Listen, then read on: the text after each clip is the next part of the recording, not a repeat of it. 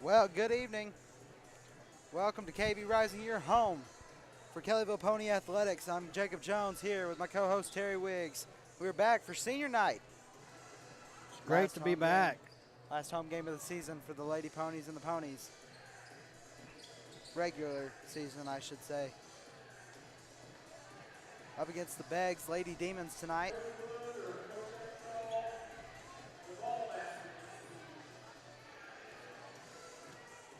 Terry, I don't know what you have on the Lady Demons. They come in tonight very similar to Lady Ponies. They're 7-10. The last matchup back on January 4th, Kellyville Lady Ponies won that 6-9-33 down in Beggs. The Lady Ponies come in with a 7-11 record. The last game for Lady Ponies 60-59 against Morris with the win. And the last game for the Demons was 64-43 win against Okmulgee. So that's just some recent stats for the two teams. As Beggs is on the board first.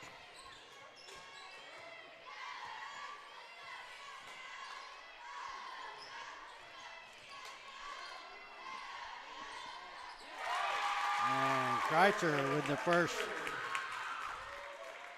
points of the night with an assist from Kaiser.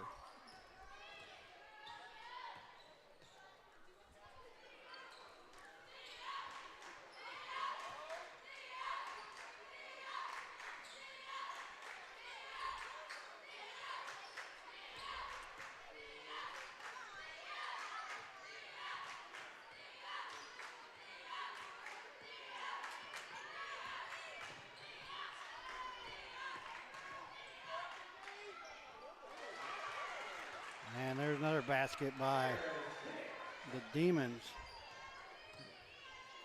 by Hicks.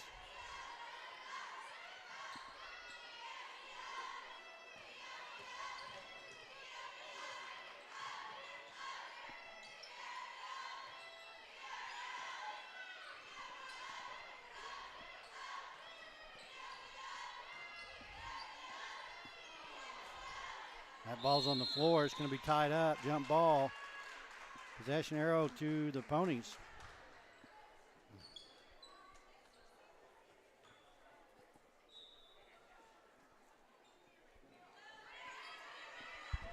Pickering passing in for the Lady Ponies.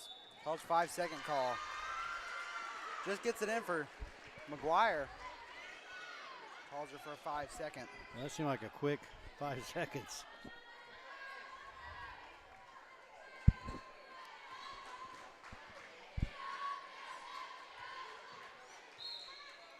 Pass directly out of bounds.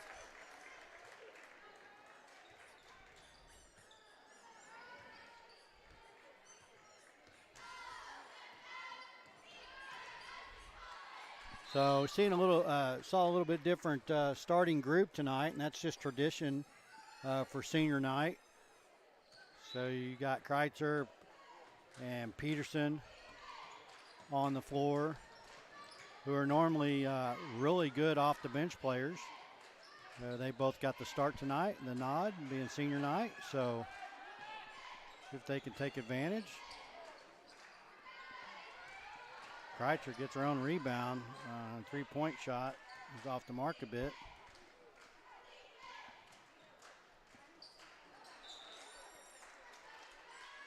And that pass from McGuire to Peterson gets knocked away, goes out of bounds, but Lady Ponies maintain possession, and here comes Harwood and Byram in to give Kreitzer and Peterson a little bit of a break. 5:36 here in the first.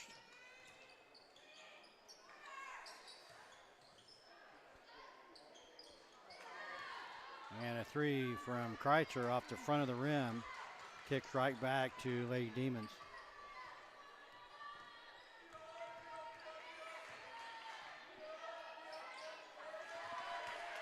And that missed shot's going to be picked up by Byram on the rebound.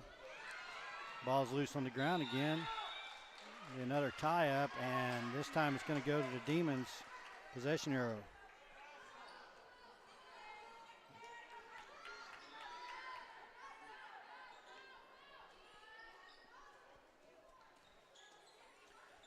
Full press, the Ponies, and Kreitzer intercepts that ball, and then it goes out of bounds off, I believe, Hicks for the Lady Demons. So Pony ball, nice takeaway by your Lady Ponies.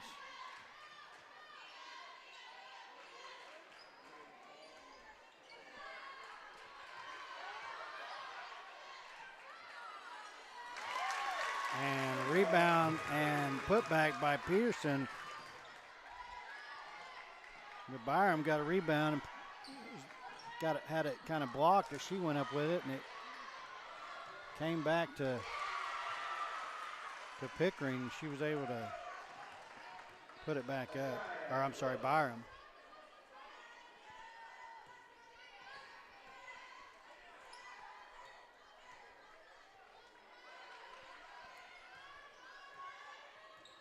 So just under halfway through the first, and your score 6-4, Lady Demons with the 2-point lead.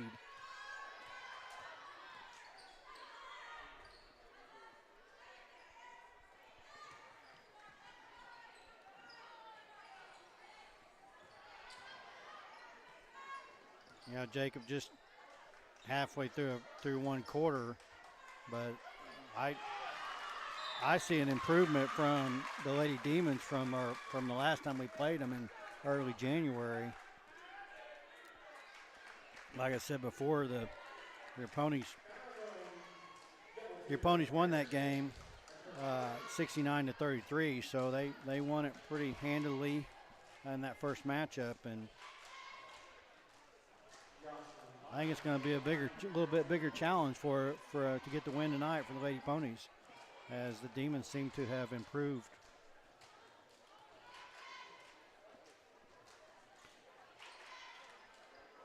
And Byram misses both free throws there.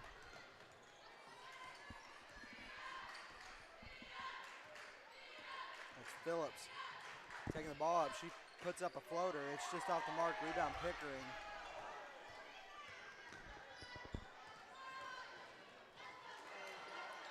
Nice save by Pickering as that ball got away from Harwood, as the pass was just a little too far in front of her. And Coach Todd wants a timeout. So 3:18 remaining here in the first. Still 6-4 here in the first quarter.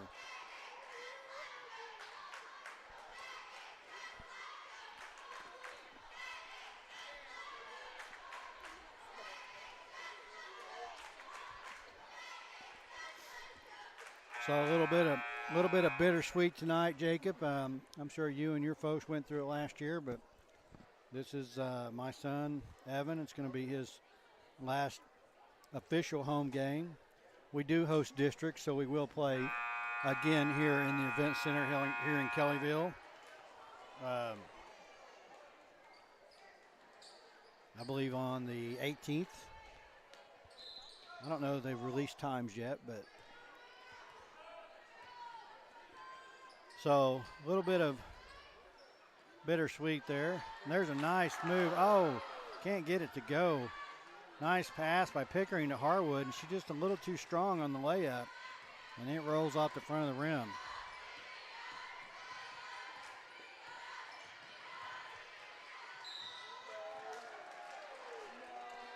But I've definitely enjoyed the last, what has it been, 2 years, 3 years? Yeah, I mean, something like that. Yeah, it's something been around that. I think the last 2 years. I think it's been 2.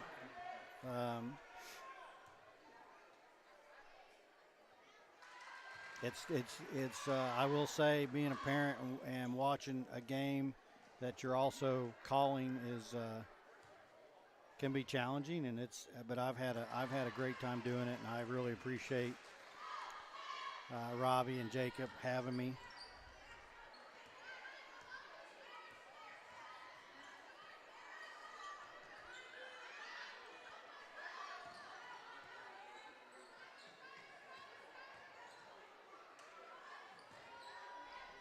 Harwood for 3. Just off the mark. Rebound McGuire. Her pass is deflected. Gets it to Harwood. Kind of tipped there. Jumbled around. Eventually 23. Phillips comes up with it. Pickering, good rebound there.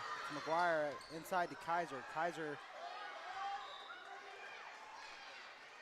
And her shot's jumbled around too.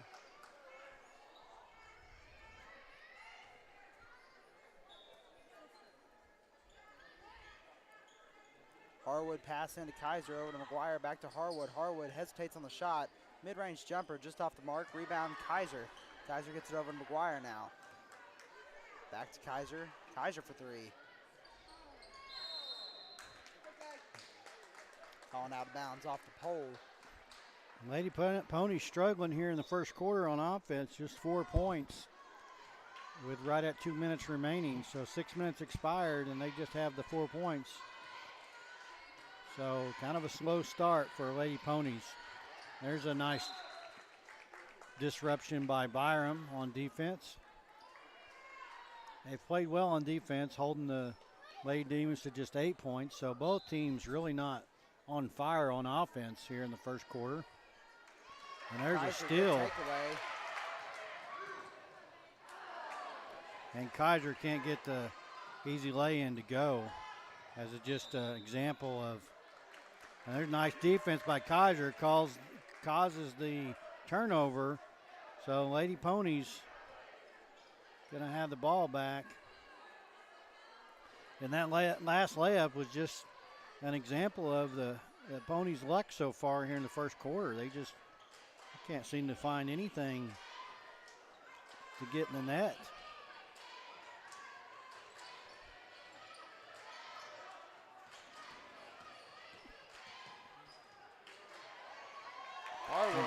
Harwood. That was a pass there from Kaiser. So finally, the Lady Ponies break that 4.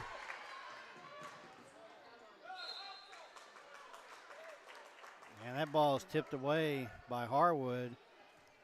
And great hustle by Lady Ponies to try to retrieve it before it goes out of bounds, but they weren't quite quick enough, as they were down. Kaiser and others were down the court just too far when Harwood knocked that ball loose. So a great defense, like I said. They're doing a good job on defense and rebounds, as McGuire gets another.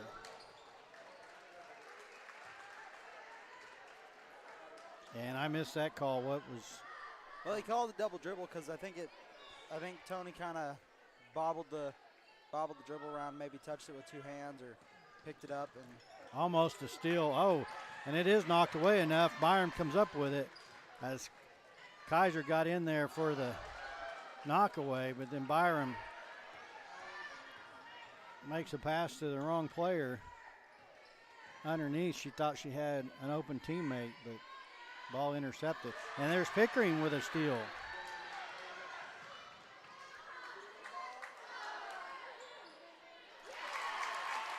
And Harwood, as she gets a rebound from a shot from Pickering and puts it back in. So that brings it to a tie ball game, 8-all with 4 seconds left here in the first.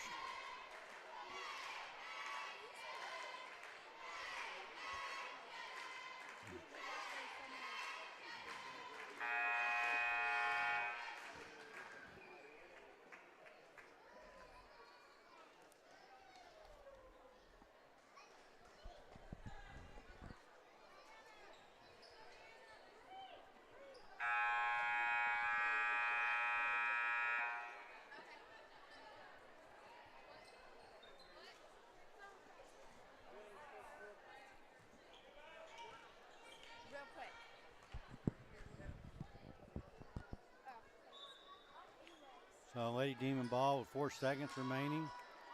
There's a pass in, and they're not going to be able to get a shot off. So at the end of one, tie ball game, 8-all between the Lady Ponies and Lady Demons. So to the scorebook, Kreitzer with 2, Pickering with 2, Harwood with 4. And looking good on the rebounds. As we have, 5, 6, 7, 8, 9, 10. 10 rebounds for the quarter for your Lady Ponies. That's a pretty good number, especially for the first quarter. Yeah, and the score just being 16 points between the two teams. So.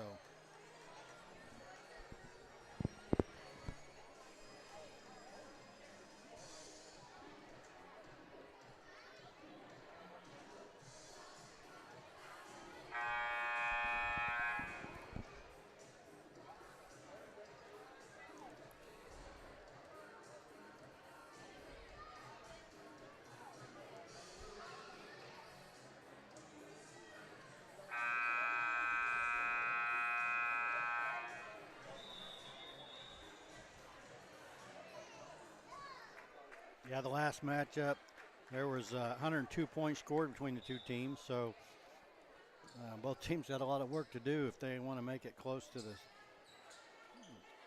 number of points scored in the ball game from the last time these two played. And McGuire with a rebound and a putback for 2. And Pickering knocks that pass out of bounds, disrupts the play.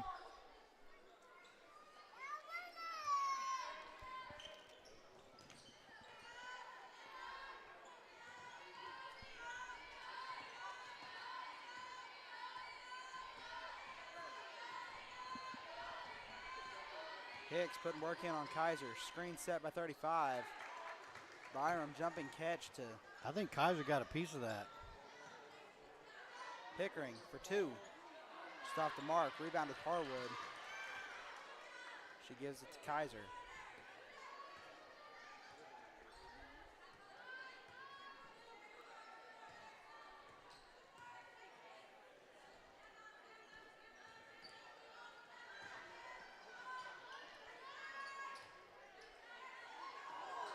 And that pass from Byram is going to be deflected and intercepted by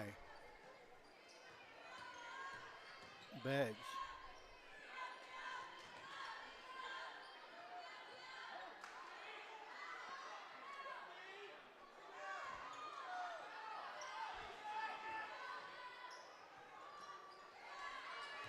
Hicks shot just off the mark. Rebound to McGuire. She brings it up the floor. Pass inside to Harwood. Rebound Pickering back to Kaiser. Inside to McGuire. Nice assist by Pickering.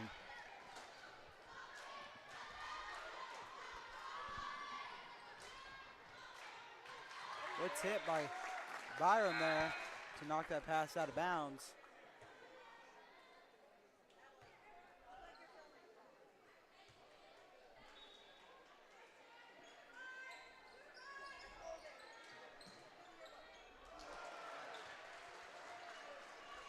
And Beggs answers on the other end, so we scored 12-10. The Ponies with the lead.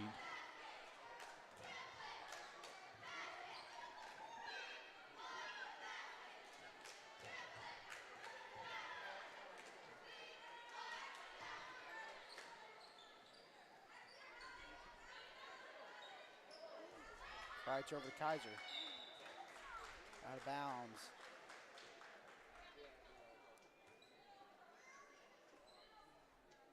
Off 33. It's Lewis.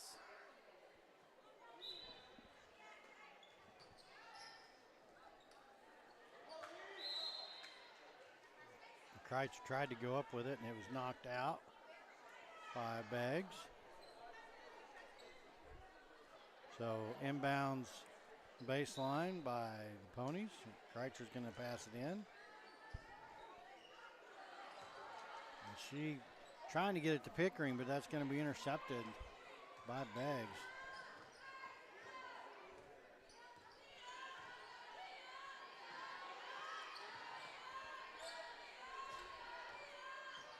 Good tip by Pickering there. Recovered by Lewis. Tip by McGuire. She takes it down. Lay-in's good. We got an injury. Yeah, she went down hard. Great hustle. She went down hard. She flew into the padding. Holding her right. Looked like she grabbed at her ankle. Yeah, she's grabbing at her right ankle. I'm wondering if her ankle maybe bent when she was going back to the padding. Of course, I'll watch instant replay on my phone.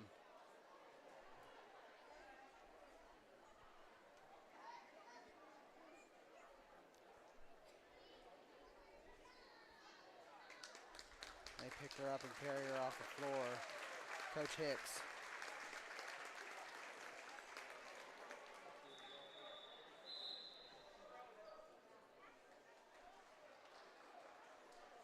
So 5:09. Oh, I saw it. Oh, yeah, her ankle bent when she was down here, and as a result, she flew into the padding. I thought she just slid into the padding, but her ankle looked like it bent the wrong way, so I hope she's okay.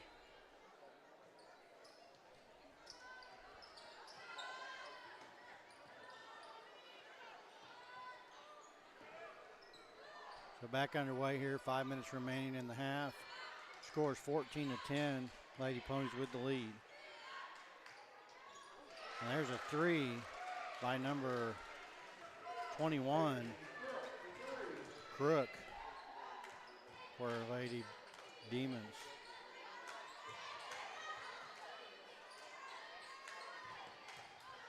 McGuire takes it in. Taken away by 00 Hicks.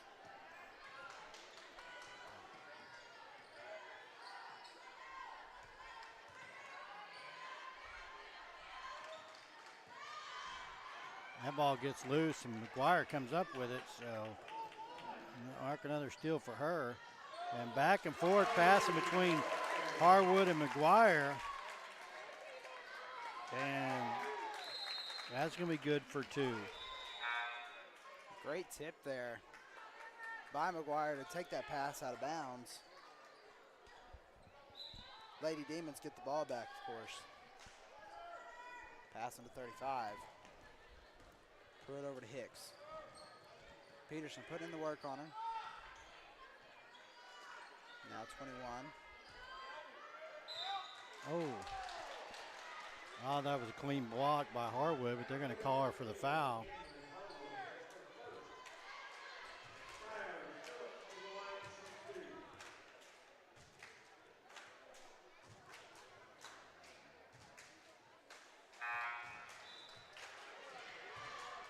sets Phillips at the line for Beggs, and she makes her first. So that brings the Demons within 2, 16-14.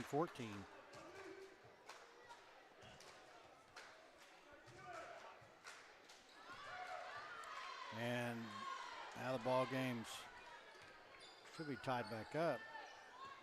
Oh no, I'm sorry, 16-15. Harwood for three.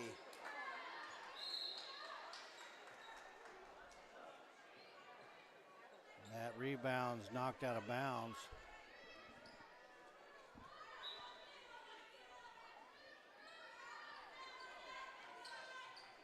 Byram over to Harwood. Back to Byram. Back to Harwood. Finds Kaiser. Kaiser to Byram. Over to Harwood. Back to Byram. Over to Kaiser on the wing. And Kaiser trying to get it back to Byram, but her pass is too strong, goes out of bounds. 3:17 remaining in the half.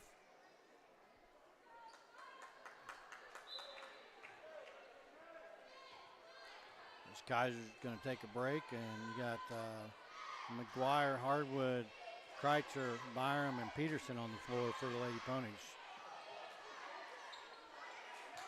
And a rocket of a shot goes off the backboard, and the Demons come up with it. And there's a deep three. No good, but they come up with another rebound. Nice takeaway, block and takeaway by Peterson. And Harwood for three, and it's good. You can't argue with that sequence of events. Oh, there's another steal by Kreitzer. Byram, mid-range shot. She goes down hard.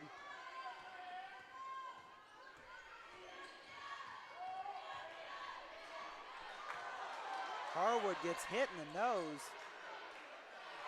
Peterson comes up with it.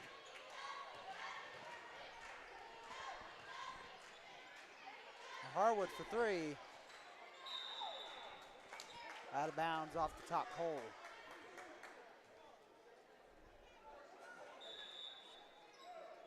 I'll tell you what, Lady Ponies tearing up on defense. They have 8 steals.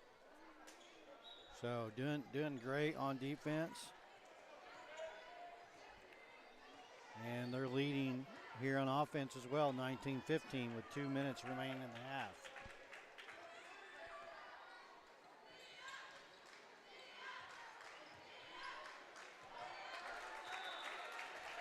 And that ball is going to go out of bounds, so Kellyville ball.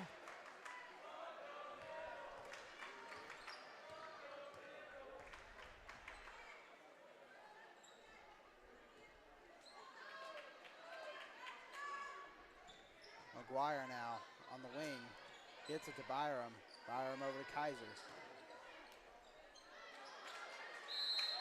Kreitzer gets the shot and the foul. As Kaiser's shot was blocked and it went right to Kreitzer, and she tried to go up with the shot and was fouled, so she'll be at the line shooting 2. Wow, that shot in and out, back out, and then back in.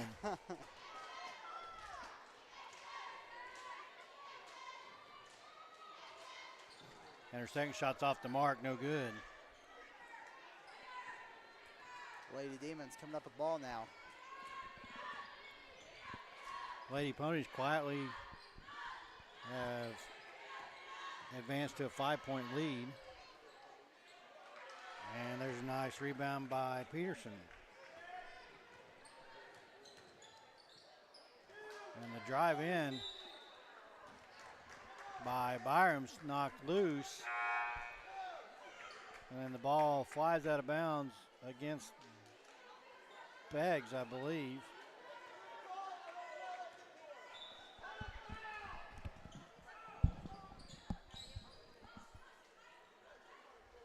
Kaiser over to Byram. Byram for three, and it's good.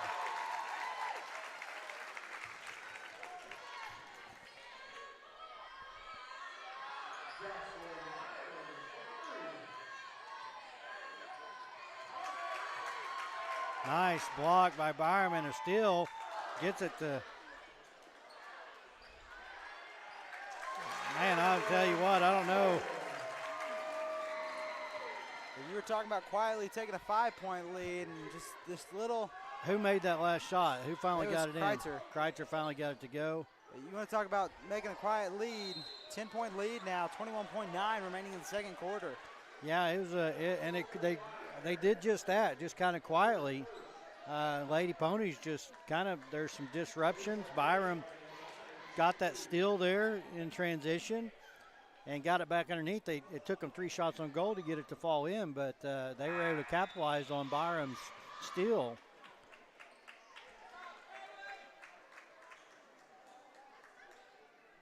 So 21.9 seconds remaining.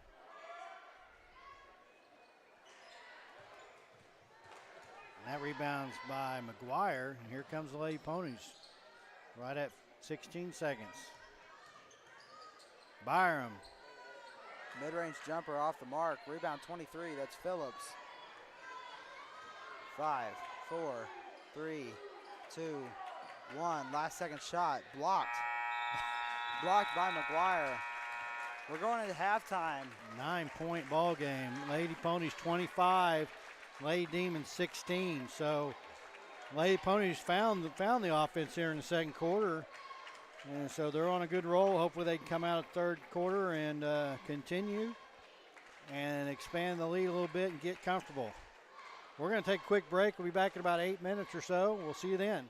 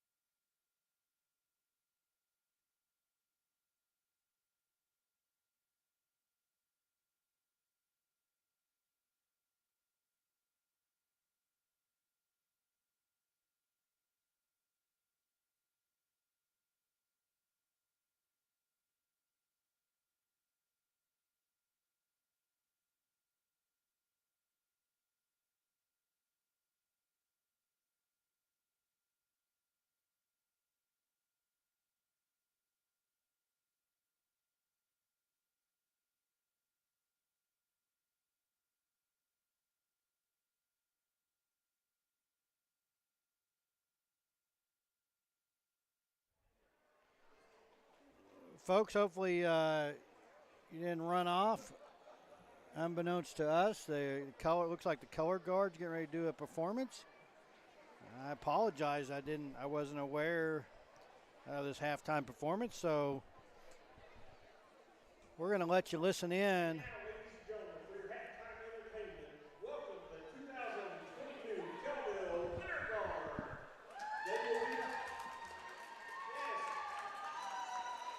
They will be performing their 2022 show entitled Green Nation. Winter Guard, is the guard ready?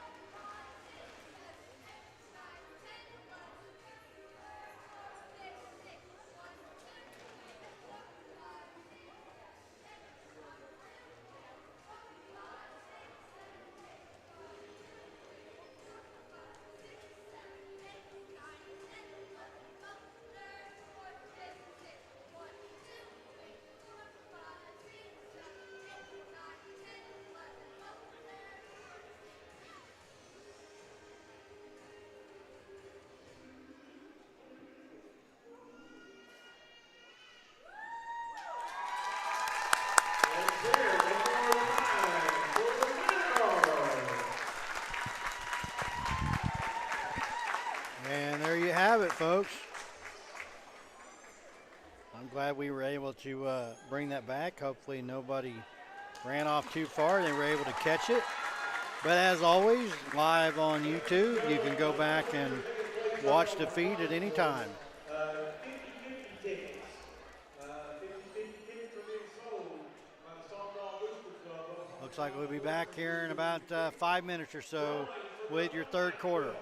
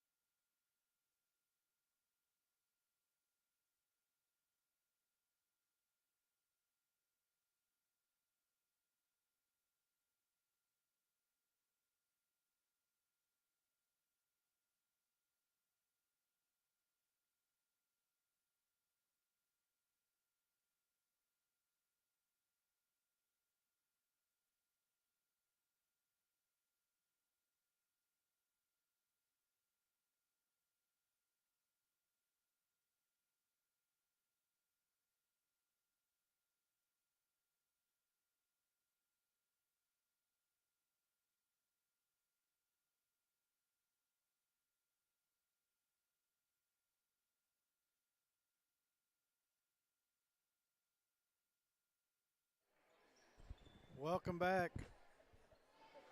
Welcome back, folks. About to get underway here. And we are, as Beggs takes the inbound here in the third.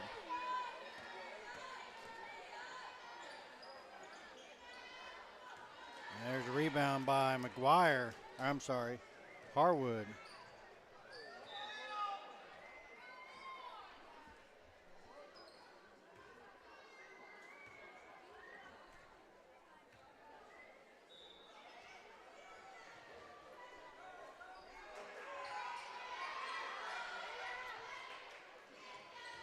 And they get the ball inbounds before the 5-second.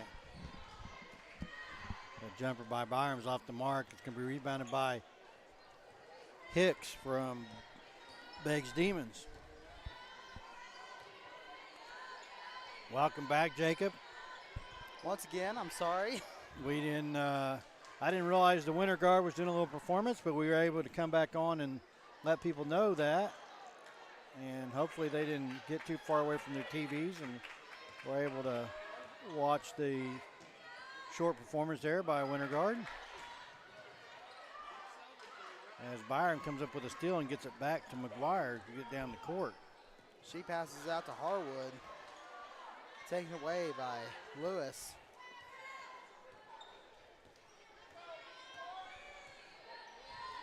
There's another. That's going to be a steal by Pickering, but then it's going to get tied up. Jump ball, and it's going to be Kellyville, possession arrow.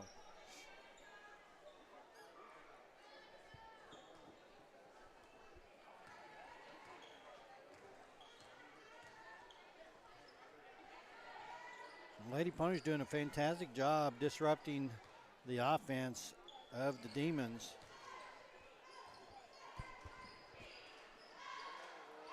Byram shot just off the mark. Rebound Pickering. She puts it back up. Gets the rebound again. Oh, man. She got 2 rebounds right in a row, but then as she was falling out of bounds, she tried to get it back to her teammate, but it went right to a Beggs player. So almost 2 minutes expired, and neither team has scored here in the third. There's a rebound by Byram.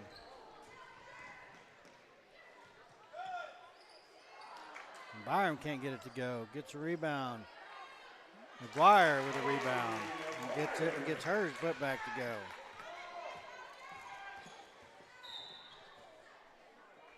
That puts McGuire in double digits with points. That puts her at 10.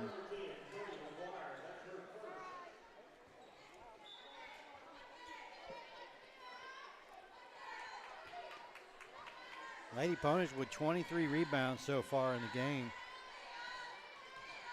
And they're in double digits in steals.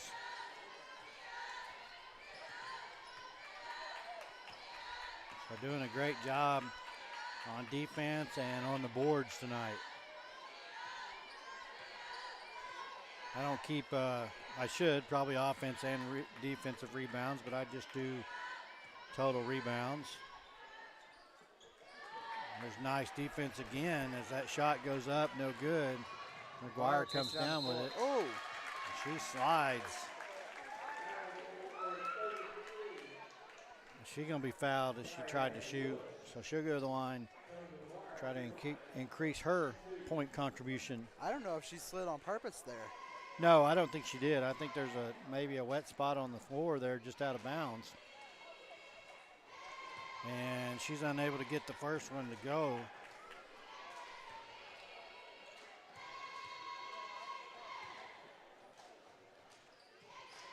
And the second one's off the mark as well, but gets her own rebound.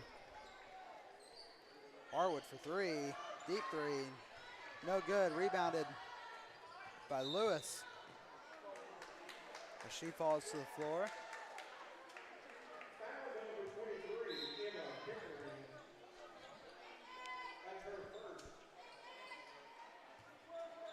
Something to keep an eye on. McGuire is 2 rebounds away from a double-double. So we'll see if she's able to pull that off tonight.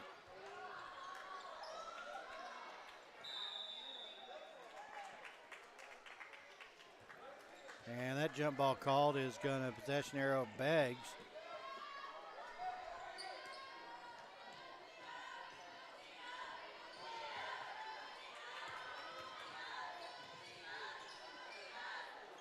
And that ball's going to be passed out of bounds by Beggs. So Pony ball. 4:45 remaining here in the third.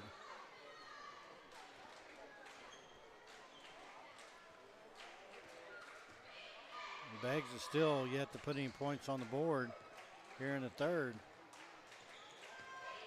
Great ball movement here by the Lady Ponies. McGuire for three. In and out. Rebound to Pickering. Kaiser now for three. And it's good.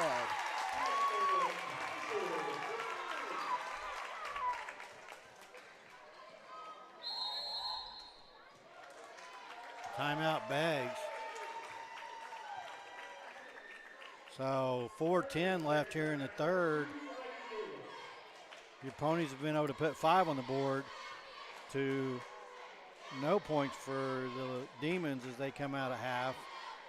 So score 30-16.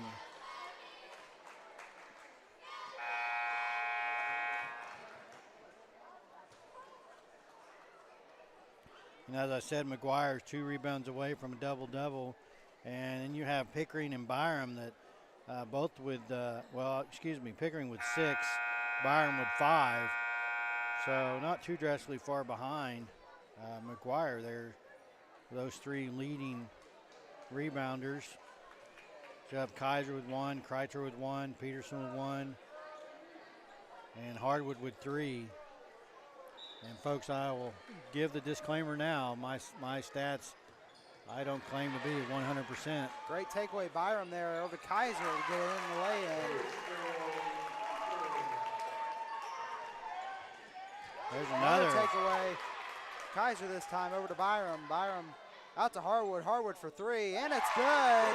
Harwood knew. She knew as soon as it left her hand. She knew as soon She as was putting her hand up, saying it was good before. Right immediately when it left her hand. Almost another takeaway there. Jump ball call, Lady Pony possession. So that was great. Harwood knew. The second it left her fingertips, she knew it was good. Well, if you shoot long enough, you know that feel. You know when it's going in, whenever it goes off your fingertips, and she just knew, and she bragged about it too. So it's been fun to watch Harwood grow up, and just been watching her come in as a freshman.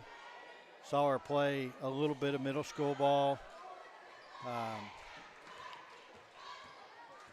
Really all these girls, but I think Harwood's really shown the biggest improvement from one year to the other. You compare her this year to compare to last year, a lot more confidence and a lot better shot selection, and she's really gotten hot in several games with the threes.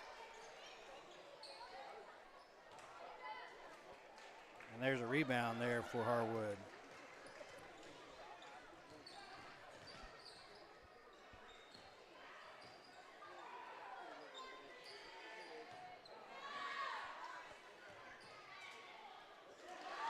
What a save there. Wow, what a hustle at Harwood. That ball's going out of bounds. She saves it, gets it back to McGuire. And I'm not sure who McGuire passed. McGuire passed it to somebody, and it just takeaway by Kaiser. Oh man, Harwood with the rebound, gets it back to Kaiser inside to McGuire.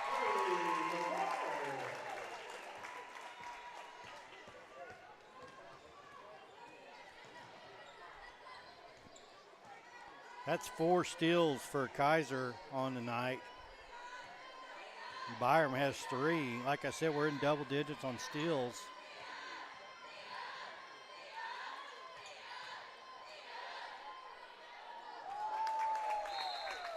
Nice block by McGuire. McGuire having a heck of a game. 12 points, 8 rebounds, 2 steals. And then add that block in there.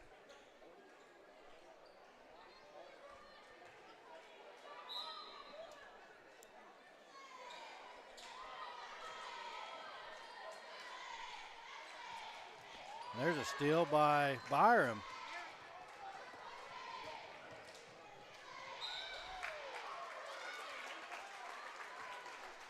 And Byram tried to take it all the way in, and she's going to be fouled.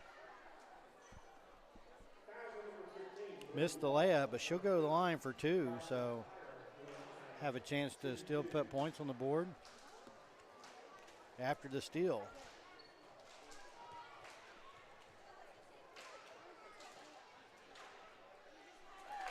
And she does.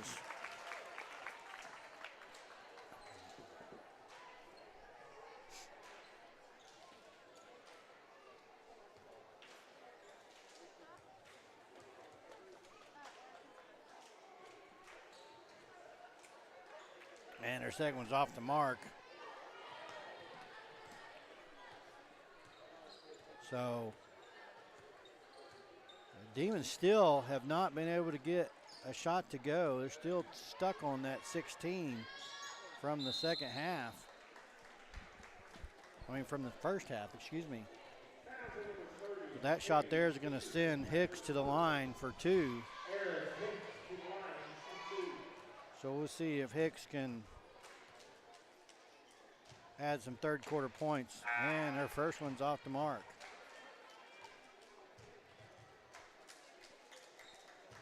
And that's with over 6 minutes played here so far in the third, with 1:53 remaining.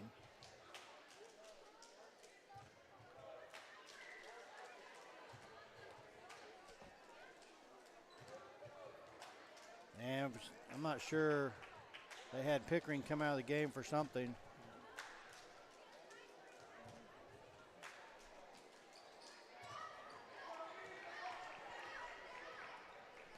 And that was a rebound there by McGuire. So she just needs one more for the double-double, and there it is.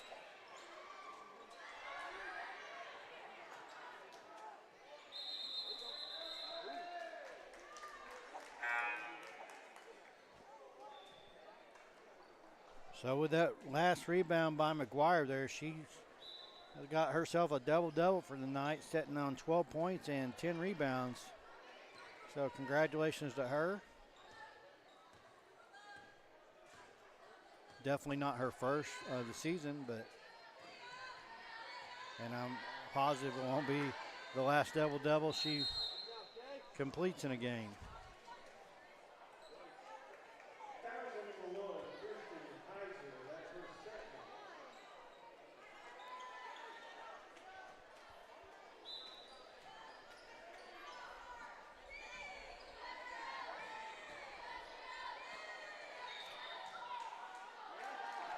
And Peterson made a block, but before the block, Beggs called for the walk. I thought they were going to get Peterson for a foul, which I wasn't going to agree with because it was a good block.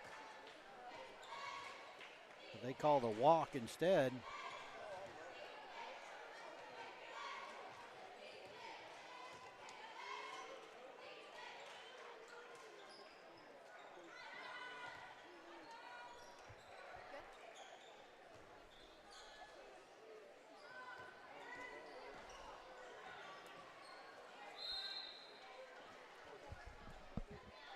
Less than a minute remaining here in the third. Score 38-16. Lady Ponies with the lead. Pickering with the inbounds over to Kaiser.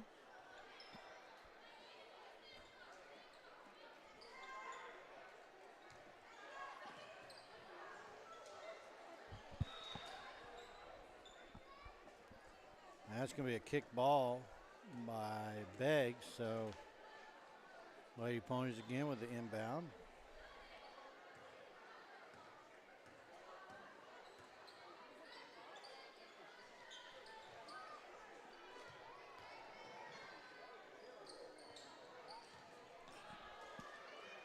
And that ball is going to be turned over.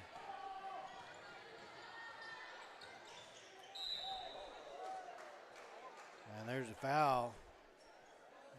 Let's see. I think you're going to get Pickering possibly.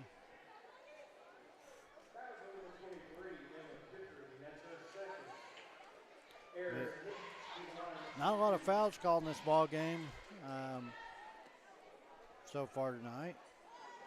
And finally, Hicks gets some third quarter points for Beggs with that free throw here with 14 and a half seconds left in the quarter. And she makes her second.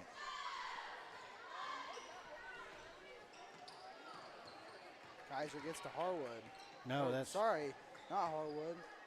that is Cargill. Kaiser's fouled. And she's going to be fouled with 0.7 seconds left, so I think it's safe to say Lady Ponies with some heck of defense here in the third held the Demons to 2 points for the entire third quarter. And Kaiser was able to get her first to go.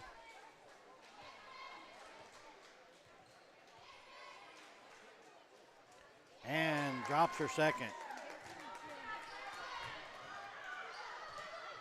So 40-18. And that's going to be the third quarter.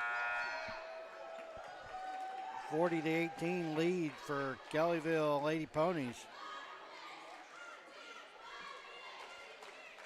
So not as much scoring as the first matchup, but it's, unless a lot changes here in the third, it's going to be a very similar ball game with the Lady Ponies in command going into the fourth quarter here,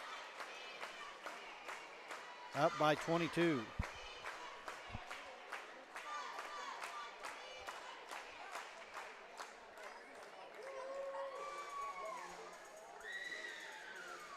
I just want to say, talking about the defense, Lady Ponies with 30 rebounds on the night for the team. And then just real quick,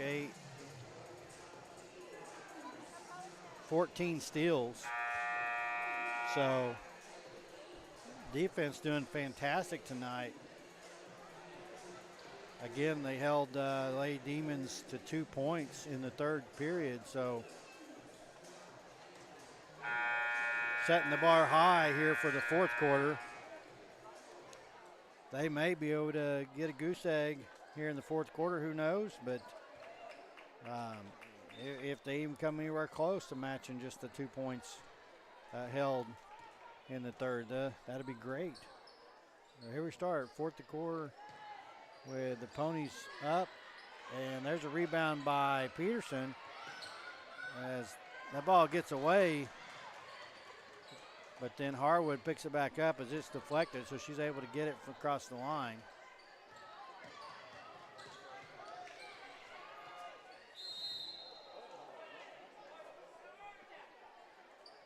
McGuire kind of trips and tries to get it to Peterson. It goes on the floor. Ends up finally out of bounds. Kellyville maintains possession.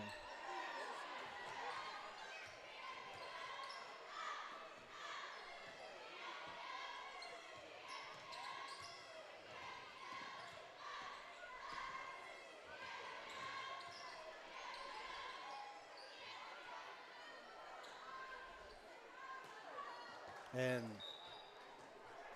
Lady Demons have seemed to kind of got an extra pep in their step on defense here.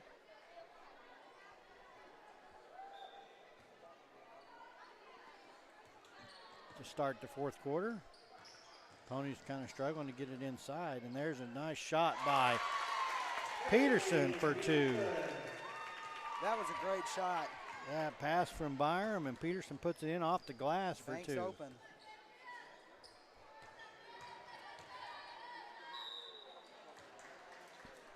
And Pickering's going to be called for her third foul, I believe.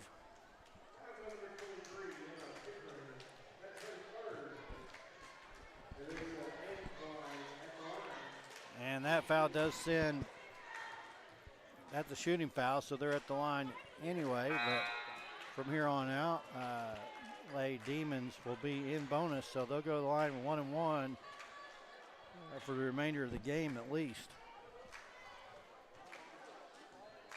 on any fouls called. And Pickering with the rebound on the missed free throw. That brings Pickering up to 7 rebounds on the night. Almost a good save there by Byram.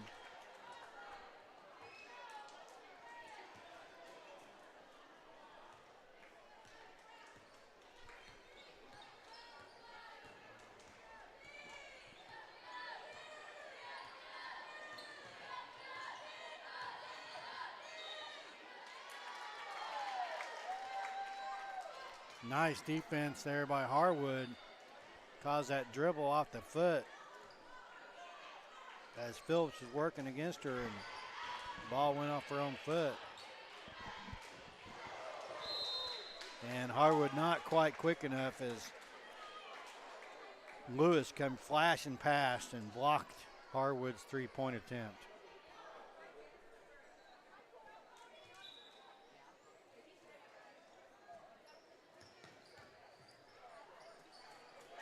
And two by McGuire on the drive in the paint. So McGuire up to 14 points on the night.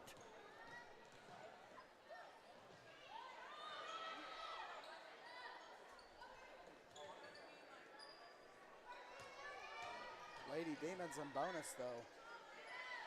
Nice rebound by Peterson. Here comes Harwood working up the court. And that ball's going to be deflected, but go out of bounds. It was deflected by Hicks. Hicks was the last to touch, so the Ponies maintain possession. And Kaiser comes in for Byram. Byram shaking up a little bit on that last play. She's holding her right shoulder, or left shoulder, I'm sorry. Hopefully she's okay. Harwood for three, no good. And there's McGuire there like she has been all night for that rebound.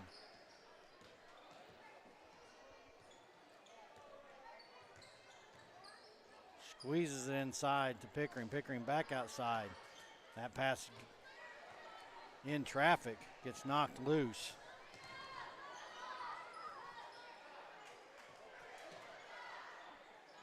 And a three, no good. Kaiser with the rebound.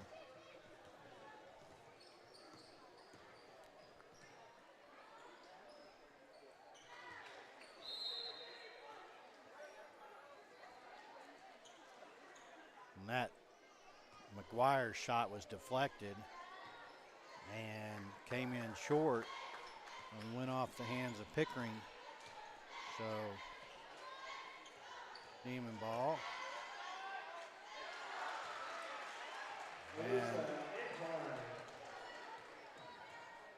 And Antwine with a nice drive in the paint to get two for Beggs. Harwood for three. Just off the mark. Rebound Beggs.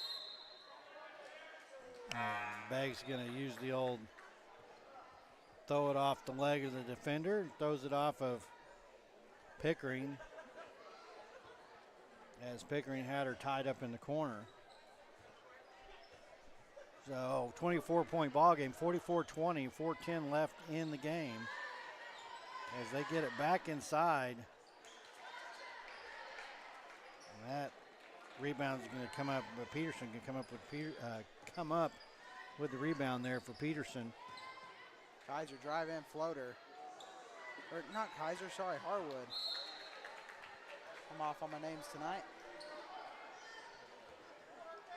So Beggs trying to work inside to number one, Antwine.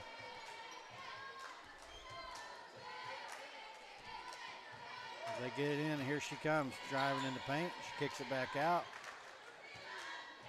And shots off the mark. And Pickering with the rebound. So Pickering up to 8 rebounds on the night so far. Lady Ponies putting on a rebound clinic here tonight in Kellyville.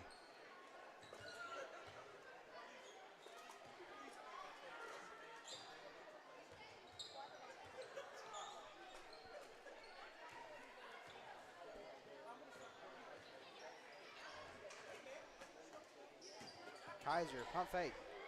Mid-range shot. Off the glass, good. Wow, that's a nice shot.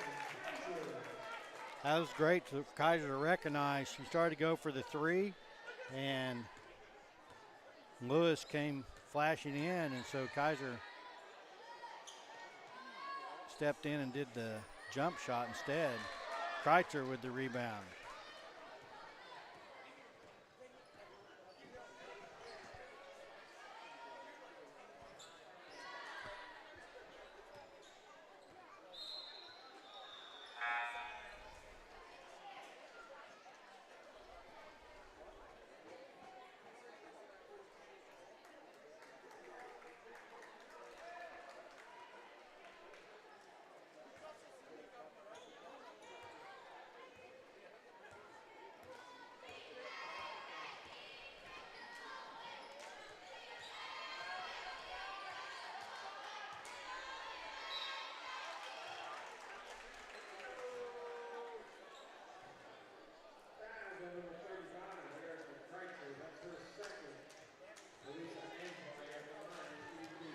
Antwine at the line, shooting two.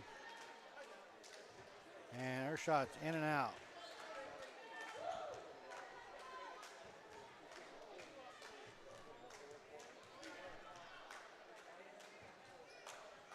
Second one's off the mark. Kreitzer with the rebound.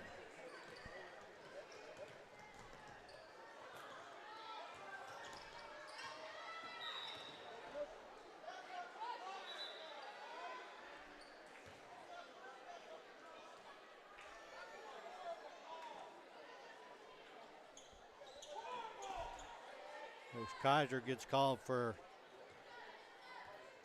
backcourt.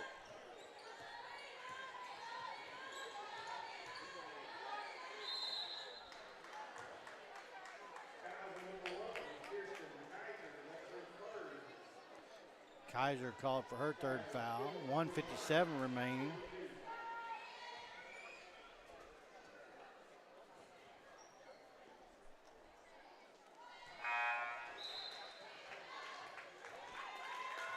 And what a great game for the Lady Ponies as we make a shift change. We got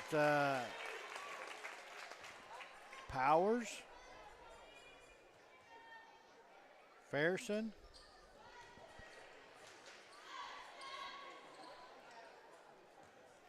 Warnock, Smith, and I believe and Butler, and Smith for two.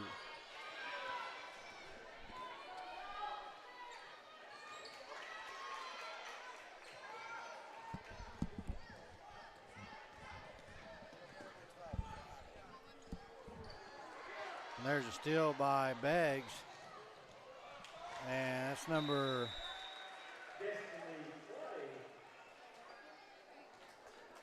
let's see here.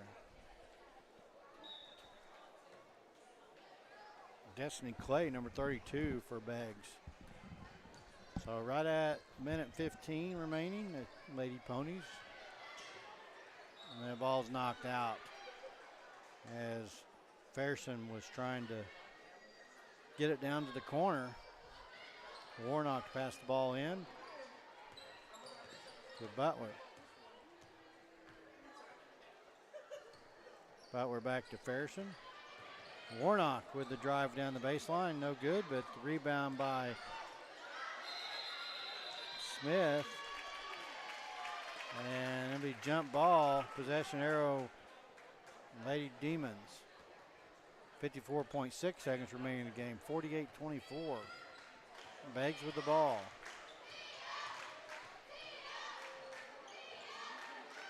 And there's a steal. Three girls go down to the floor as Powers grabbed a hold of the ball and wasn't letting go. Kellyville possession arrow, so here we go.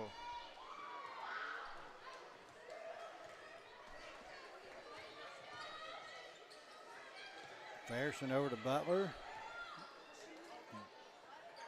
Oh, and a shot made up by Smith, and it's no good.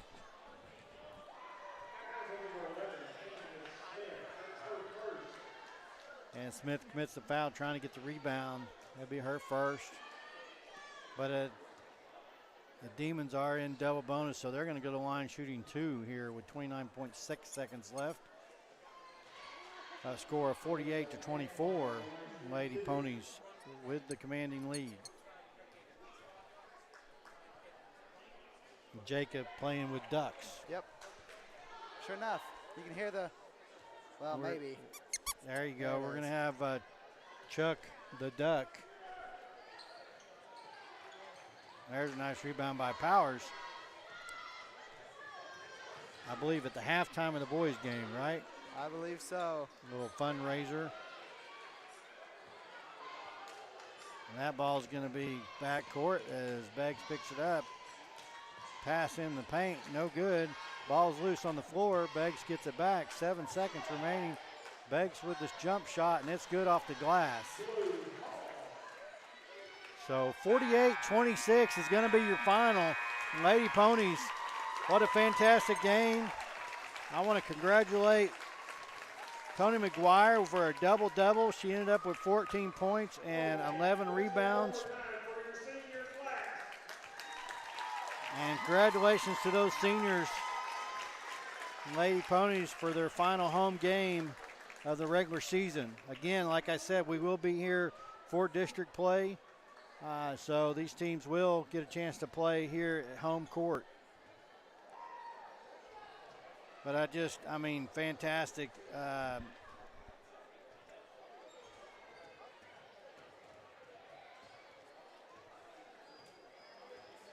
Let's see here, 31, that's 28.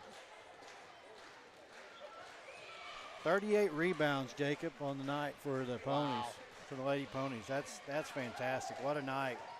And again, they had 4, 8, 10, 11, 12, 13, 14, 15 steals on the night as well.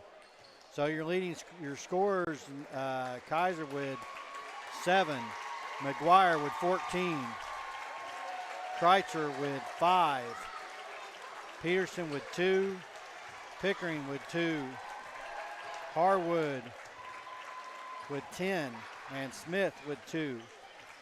So congratulations, Lady Ponies. Coming up here, we're going to have a rematch of the Beggs Demons and the Kellyville Ponies.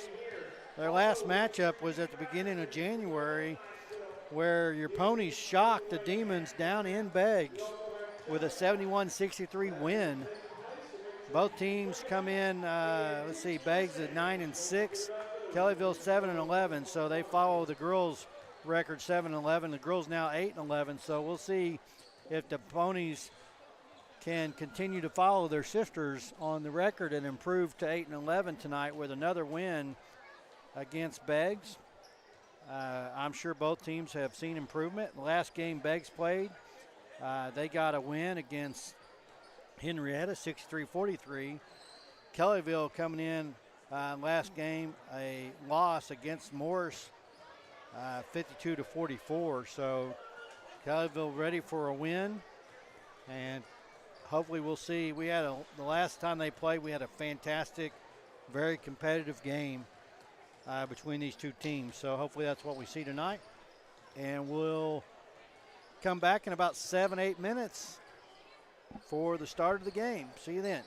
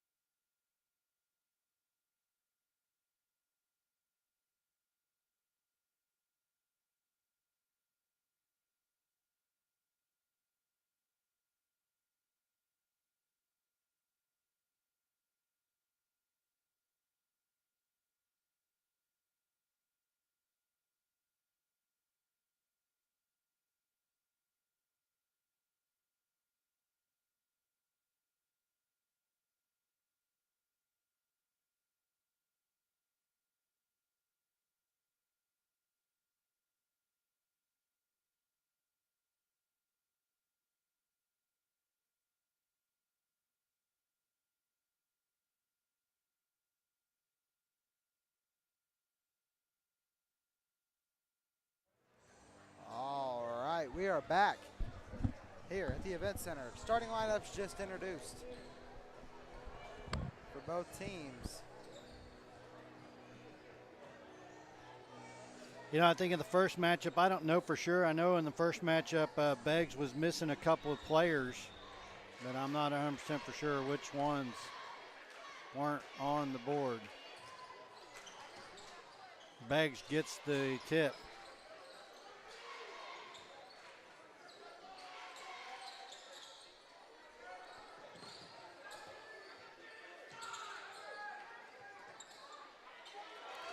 And Stanton for Beggs, first points of the game.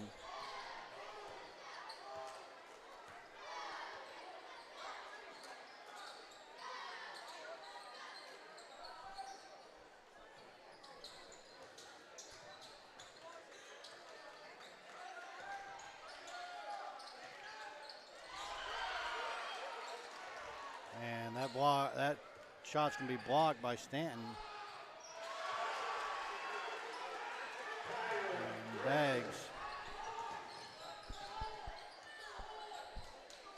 Beggs looking to play quick pace offense, which really is good for Kellyville. Kellyville does much better as Wiggs is being double teamed.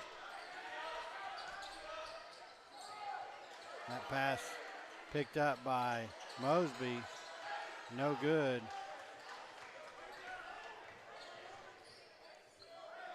So what I expect from Coach Heath from Beggs, he knows these Kellyville boys, so I expect a double team on Wiggs and quick pace defense.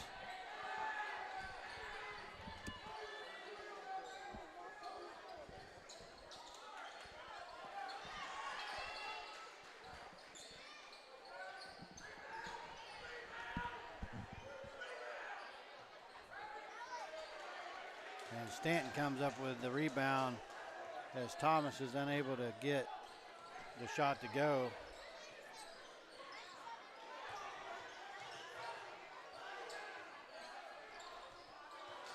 And there's a steal by Mosby.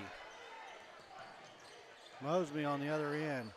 Rebound by Wiggs. He's going to be fouled, but they're going to say it's on the floor.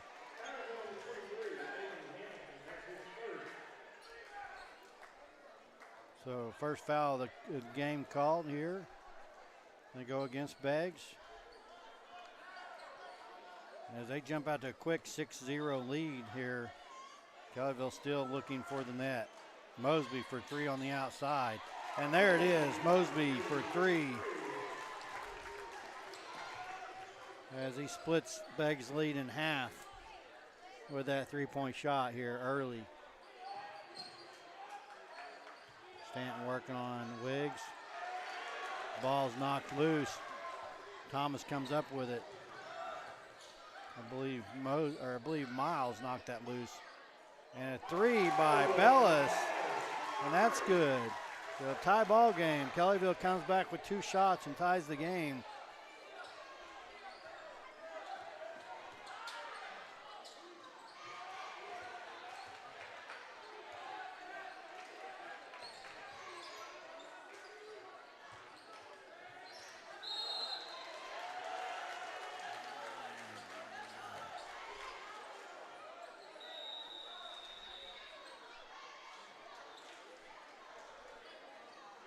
Some substitution for Beggs. Kellyville with inbounds. Beggs.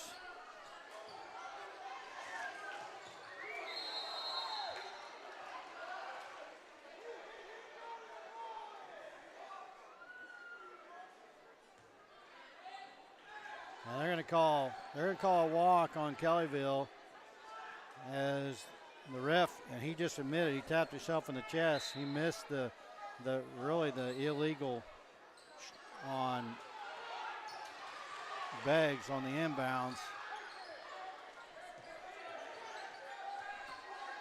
As the player reached across the line as we were trying to pass the ball in, I think he got got a hand on it and disrupted that play.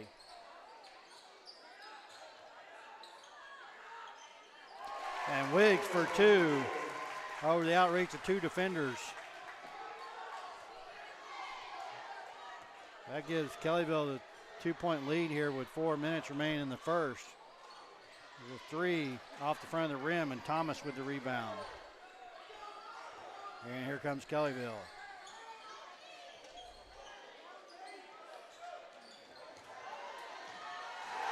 And Wiggs with the dunk as he gets past the defender.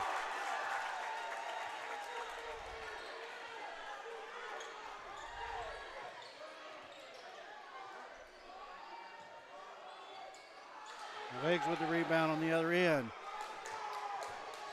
Here comes Thomas. Oh, I don't know. The guy I don't know. That was a late call, or he just waited till the second foul to call it. But I think he just waited. The defender, I wasn't paying attention to what number it was. Thomas started to go up, and then he faked. The defender jumped over him, hit him in the head as he jumped over him, and Thomas went up for the second attempt and then got fouled. That foul was 15, Parker. So Chronister and Norris in for the Ponies as Thomas makes his second attempt. So 1 for 1, or 1 for 2 from the line there. Kellyville with the 11-6 lead so far. And a 3 in the corner, and that's good by Parker for Beggs.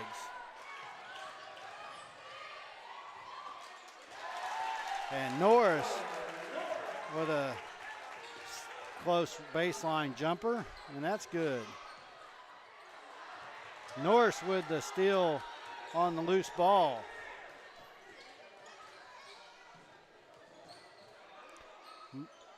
Bellis on the outside. Thomas for 3, and that ball is going to be deflected. Easy rebound for Stanton for Beggs. 13-9 your score.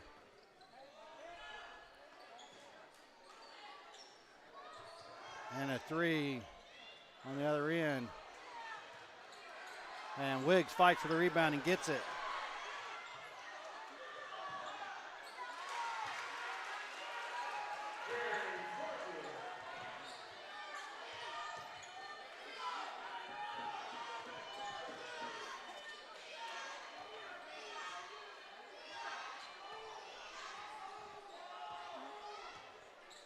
Two minutes remaining here in the first quarter. 13-11, Kellyville with the 2-point lead. Wiggs at the top of the key. Dumps it to Norris. Thomas underneath. Gets it blocked. Ball's loose. Parker picks it up. Wiggs with the... Yeah, I thought a clean block. He's going to be called for a foul. We'll see. Well, he'll make Parker earn those 2 points with having to shoot 1 for 1. So we'll see if Wiggs is a good foul there, if he saves any points. I don't recall free throws as far as Beggs, as Parker makes his first. Whether they're a team to send to the free throw line if they struggle, I don't recall the first game on free throw percentage, but Parker does make his first one. And the second one is in and out, so Wiggs does save a point there. Miles with the rebound. Here comes Wiggs. Baseline. Reverse lay-in for Wiggs. He gets past the defender and reverse lay-in inside. And rebound Wiggs. on the miss lay-in by number 5 for Beggs, which is Bogard. Norris to Mosby. Mosby on the outside, in and out. Parker with the rebound. Ball goes through Mosby's. Goes through Mosby's hands, but Mosby gets back and deflects it, and Chronister comes up with it. Wiggs for 3. Wiggs! The top of the key for 3.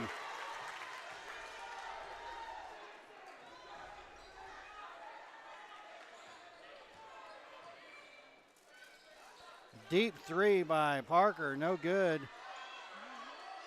Bogart comes up with the rebound and puts it up, no good. And then number 2, Cargill puts it back up. He's going to be fouled by Chronister. That's going to be his first. Cargill to line shooting 2. Your score 18-12. Kellyville with the lead here with 26.4 remain in the first. And Cargill makes his first. He'll have a second attempt here. Here comes Bellis. Going to give Chronister a break. So fast-paced game, which, you know, I'm happy with that, Jacob. That's Kellyville. Kellyville, and Cargill makes his second. Kellyville always does well when they play fast pace. And Wiggs loses the handle on the dribble as he tries to stop to pick it up to pass. Goes out of bounds, so a turnover there for Wiggs here with 21 seconds remaining in the quarter. Fairchild coaching up Wiggs on the sideline there. A deep 3 by Beggs off the front of the rim, and ball's on the floor. There's a fight over it.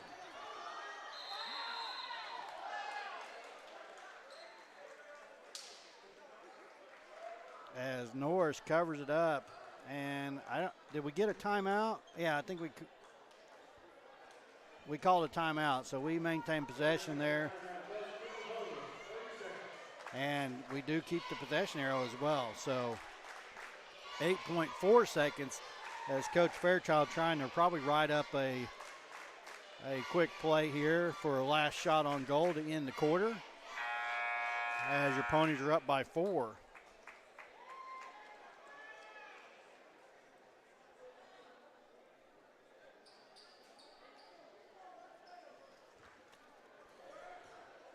You know what, Jacob? I don't want to speak too soon, but I mean it's just kind of a fact.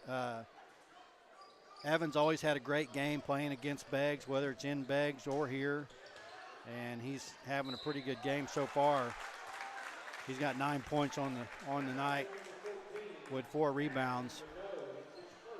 So hopefully his trend continues as he's going to come in for the last 1.5 seconds of this play for the Ponies. And they were going for and they get it. Wow. They get the pass in as Norris passes that ball in. I think they were going for the tip in as Evan took off running. Wiggs took off running towards the goal, and that ball got tipped just a little bit, but went straight. Did it get tipped, or did it bounce off the front iron? No, it got tipped. I think it went in, and looks like Thomas and a defender got a hand on it, and then it went back to at least what I saw. I don't know. Maybe look it up. I thought it was tipped between Thomas and one of the defenders of Beggs, and it went straight to Evans, who was already there waiting. But the ball got knocked down and went straight to him, and he was able to get that in for 2 as time expired, increasing Kellyville's first quarter lead 20-14. You're right, it was tipped just a little bit.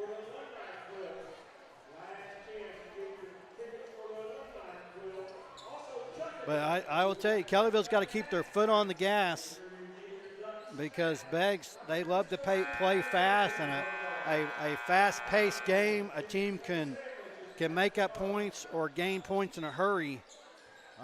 as Kellyville gets the inbounds for the second quarter here. Bellis finds Wiggs.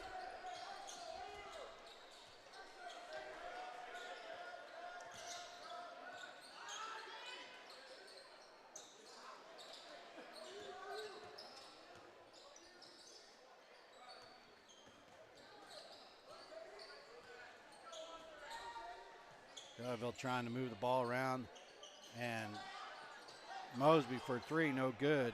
Going to be rebounded by Grayson.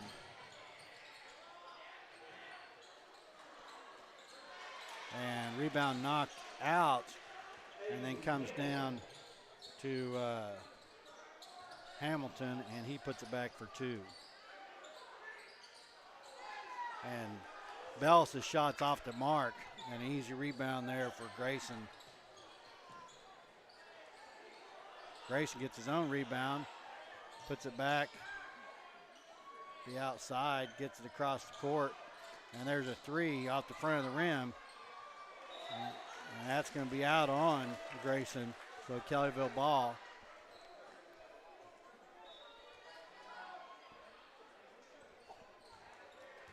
Ponies definitely need to keep the high pace.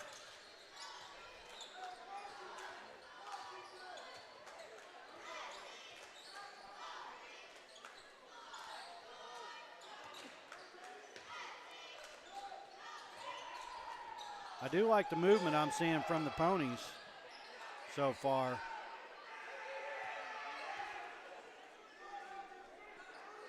far as, you know, no one's standing still. And Bellis for two on the lay-in as Bellis' defender slipped and fell down, so he was all alone in the paint. And easy drive for him to the rim. And a floater.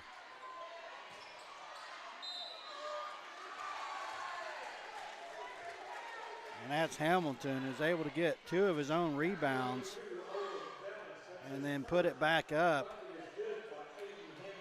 And he'll be fouled by Bellis as he did make the shot. So he's only be shooting one to make it a three-point play. And as I said, if he drops this, and he does, so now all of a sudden, Beggs down by 6 is now just down by 3. Here comes Thomas on the other end, and he's going to be blocked by Stanton. So these fast-paced games,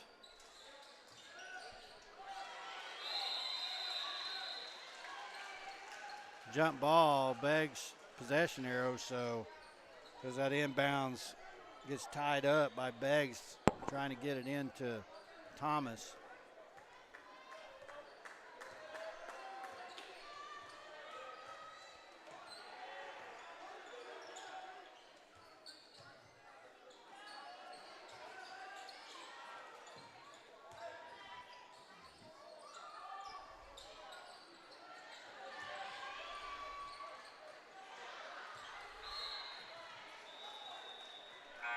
Thomas knocks that ball out of bounds. He was working against Roberson.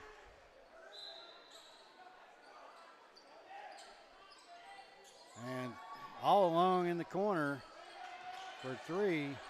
Oh, wow. And we got to be careful about that. We left Hamilton out there on an island. He had all the time in the world to shoot that 3. Luckily it didn't go in.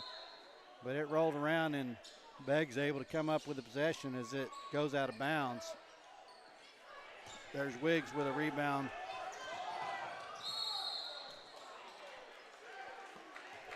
And he tries to go coast to coast, but defenders catch up to him and end up fouling. Each team with 3 team fouls. Kellyville inbounds here by Bellis. And an easier jumper there from Thomas.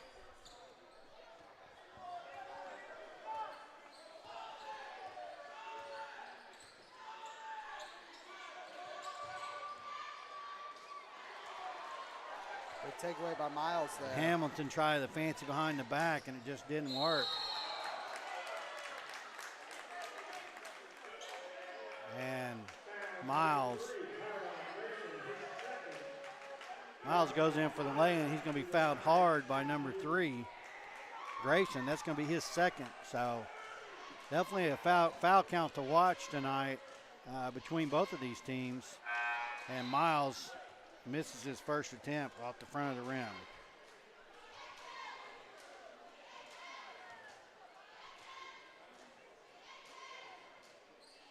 Miles' second attempt's off the front of the rim as well. So both shots lacking a little power and go off the front of the rim. So blocked by Wiggs. Miles rebound.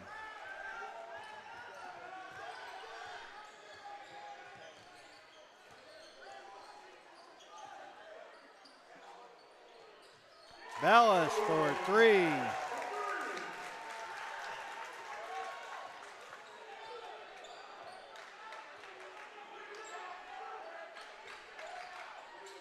Hamilton for 3 on the other side. And Bellis fights for the rebound and gets it. And here comes Bellis. Bellis, the floating jumper, and it's no good. Goes straight to number 3, Grayson.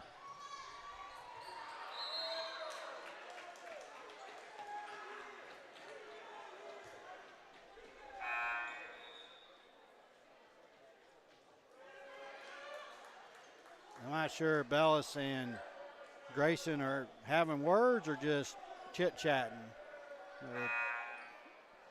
Bellis knocked that ball loose as Grayson went up for the...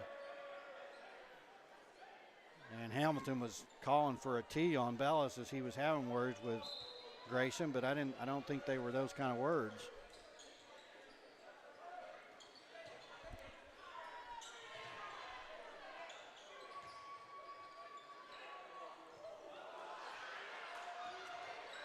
Miles thought Miles had that takeaway, but it just fell short. And Cargill was able to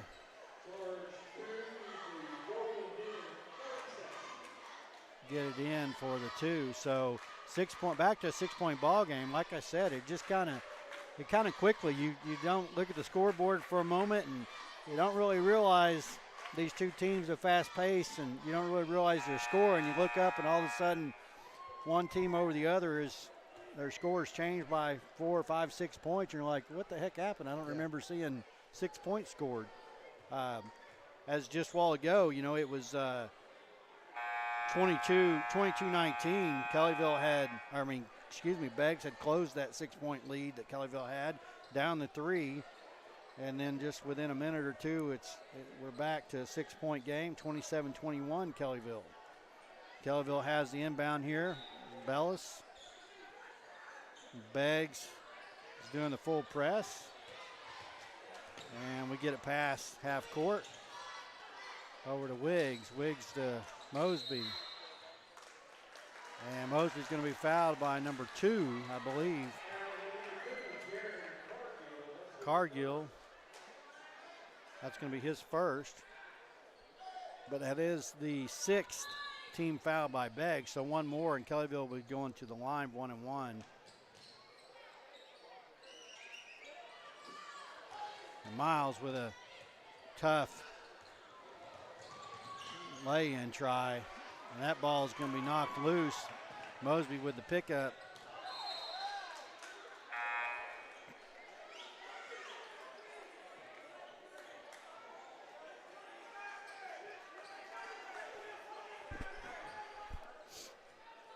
So 3:01 remaining in the half.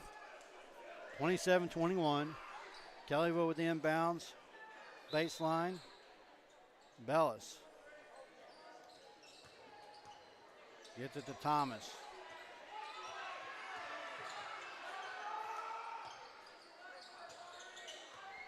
Norris working. Here comes Norris. Norris with a jumper, and it's blocked. It goes straight back to Bellis. So Kellyville maintaining possession. Wiggs on the outside for three, and it's no good. Goes straight to Grayson, who's waiting on the other side. And Cronister with a disruption knocks the ball out of bounds. So 2:29 remaining in the half. Ball inbounds Beggs.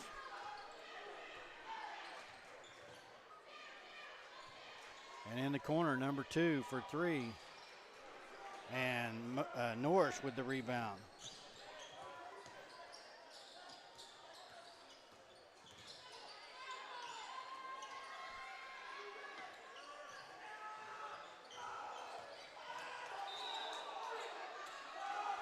Oh my. Wow. Norris with a defender riding him falls down and they call a walk. Number 10 was basically, Norris was giving number 10 a piggyback ride on that play, but no call here.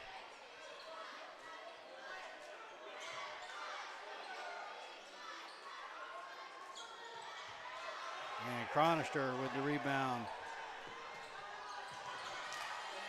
And that pass is going to be intercepted.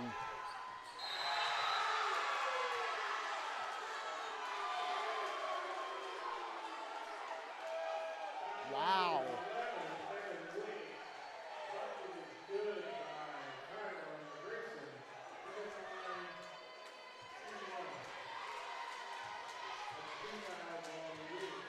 That will be Wiggs' second foul. I'm not sure how that was a foul.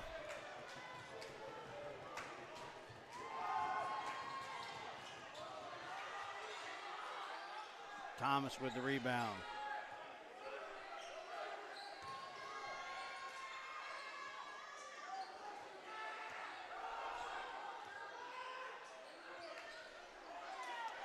Bellis with the jumper, no good, off the front of the rim. And Cargill with 2. And just like that, Beggs closed it to a 2-point game. 1:10 left here in the half. So quick two possessions for Beggs turns into quick points. And here comes Kellyville. Wiggs working on Stanton. And Wiggs' jumper over Stanton's no good.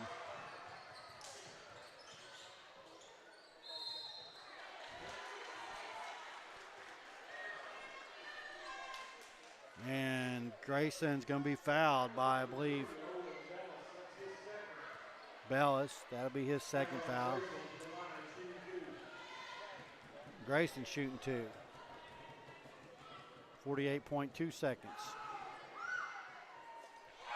And he makes his first. So just like I talked about, if Grayson makes this, it'll be a tie ball game, 48.2 seconds. Kellyville a couple different times up by 6. And he does make it to tie the game here.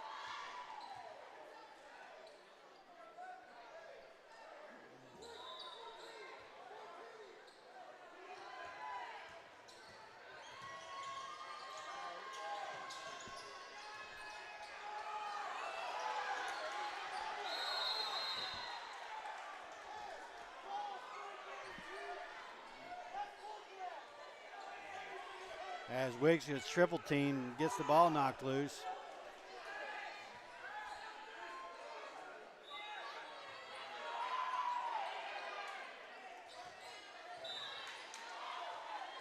And that ball is going to be knocked out of bounds by number 15, Parker, for Beggs.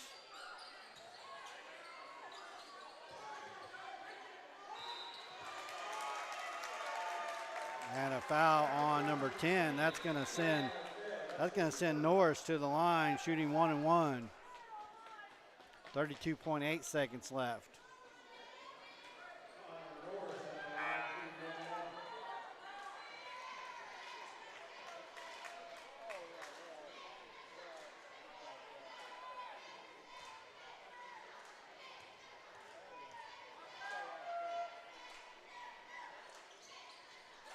And Norris makes his first, so he'll get a second attempt.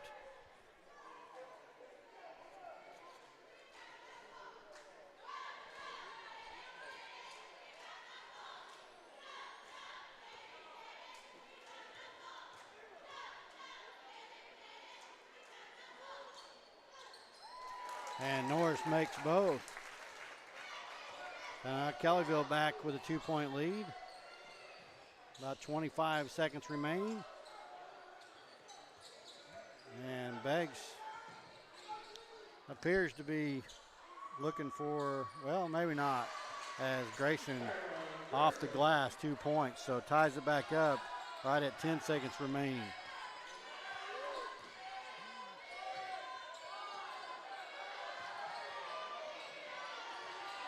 Gotta shoot it. And Thomas shot off the glass, no good. So at half, tie ball game, 29 all. So just like we promised, a good competitive game between these two teams. One thing I recognized there in the second quarter, I felt like Kellyville kind of slowed the ball down a little bit. We need to stay with a high-pace offense. That's what's going to keep us in this game and keep us leading this game, I believe. Beggs likes to play fast-paced, but I think Kellyville is right there with him and ends up doing what I've seen so far. I think Kellyville plays a little better fast-paced. Well, here we go, folks. We're going to do Chuck a Duck. I'm going to see if I can hit my dad this time. Jacob's got one duck. Got one. Lucky number 13. Well, for me. Jacob, my bet is that you won't make it to half court. Really? Yeah. Wow. My guess is you will not make it to the. You're gonna stand up? I thought you were gonna throw it from. Well, no, you shouldn't sit down. Oh, man, I thought you were gonna throw it from sitting down. I may have to change my tune. I don't think you'll make it to the far out of bounds line. But you don't want to go yet.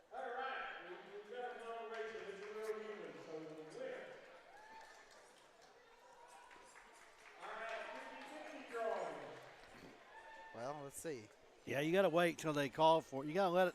Let's let William put the basket out there, just in case. I mean, I just want to, throw it.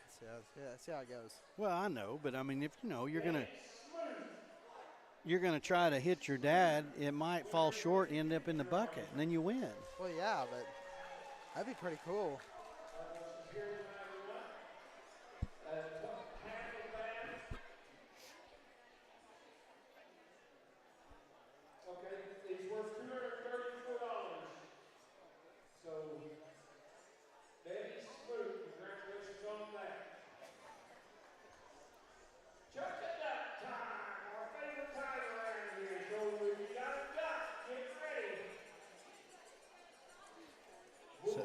So Coach Neighbors is going to put it.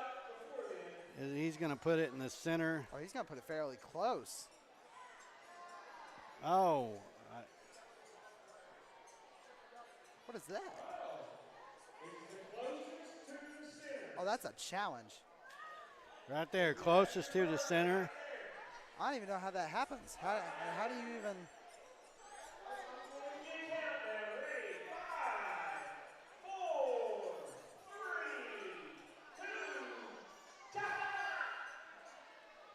Everybody's aiming for that center one, but I'm really debating on seeing how far I can. Let's don't rip your headphone set off. Let's see here. Oh, I hit the scoreboard almost. I think I did hit the scoreboard. You ended up on the top of the K. Yep. So I was wrong. You so did by make no it, means the closest, but hey. You did make it to the center court.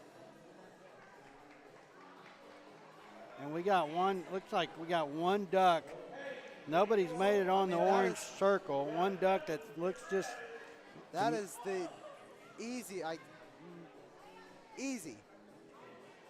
Not debatable at all. That is the closest duck there.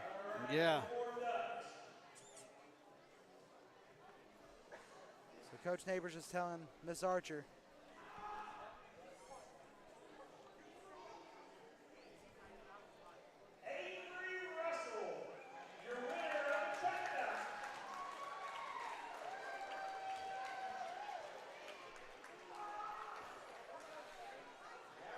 good congratulations to Avy Russell for winning Chuck a Duck.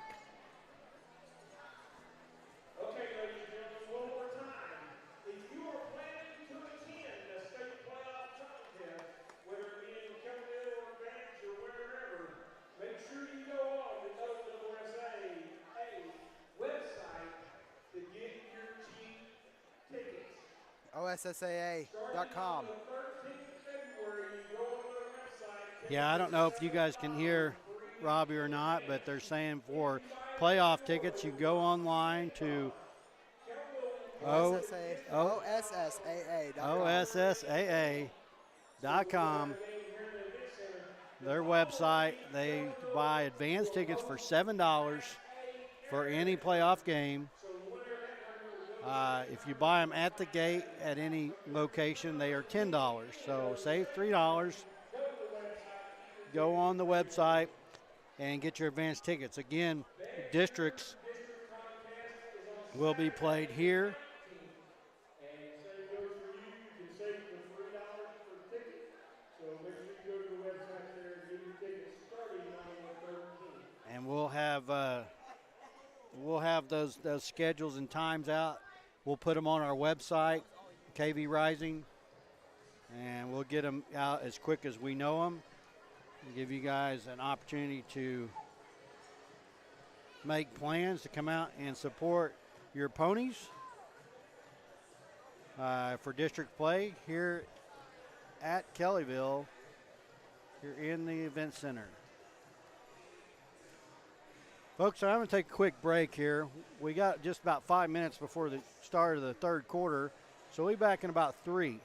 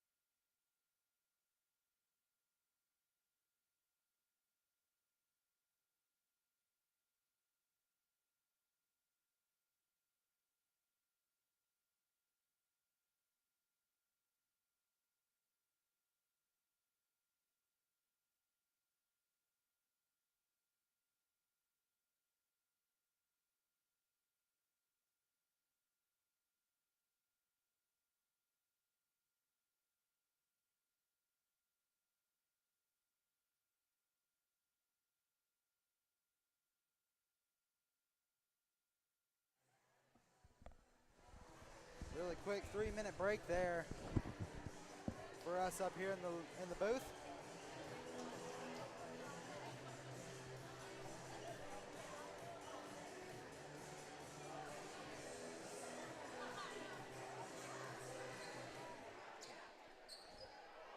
So Begg's going to start with the ball here, start the third quarter. And again, we have a tie ball game, 29 all.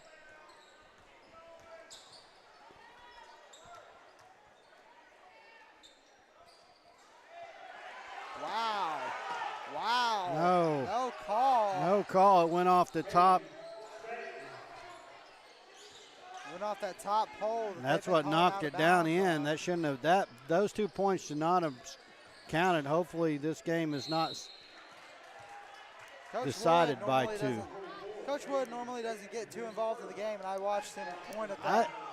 I don't know how in the world They didn't see that. they don't. Neither ref saw the ball bounce off the pole above the goal. As Miles goes to the line.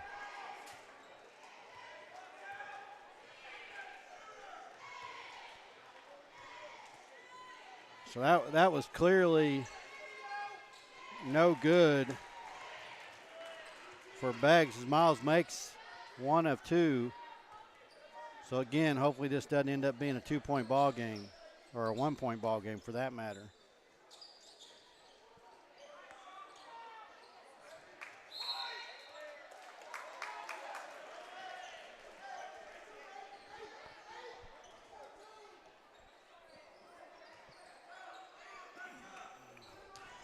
And Beggs with the press. Pony's able to get it across, no problem. Wiggs down the baseline. No foul called.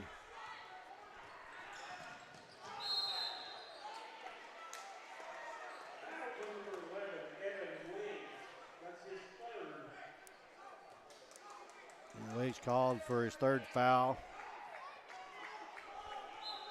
I give it to Grayson. I believe he threw the shoulder and got the foul called going between Wiggs and Thomas. That Mosby's ball is blocked out of bounds by Grayson. I think this is Beggs' first lead of the ball game as they lead by 3 here.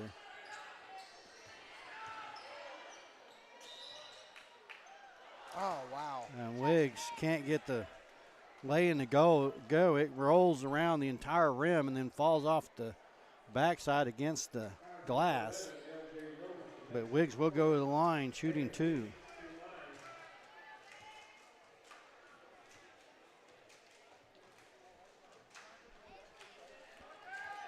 And Wiggs the last couple of games has been in a slump from the line.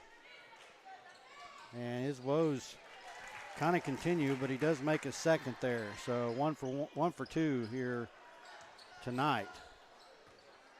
So back to a 2-point game. Beggs with the lead. Grayson for 3.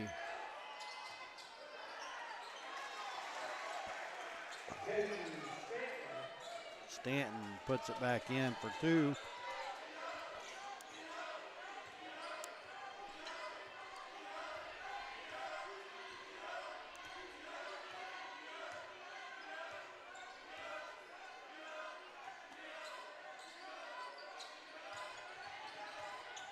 Wiggs looking for something over to Miles. Miles mid-range jumper.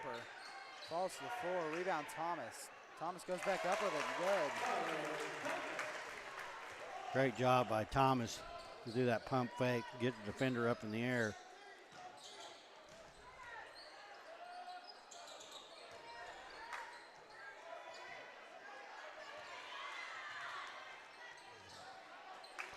Nice steal by Thomas underneath. Kellyville ball. Bellis for 3 on the outside, and that's good. Ponies retake the lead. So back and forth so far here in the third quarter with 5:18 remaining in the third. As these two teams continue to go at each other.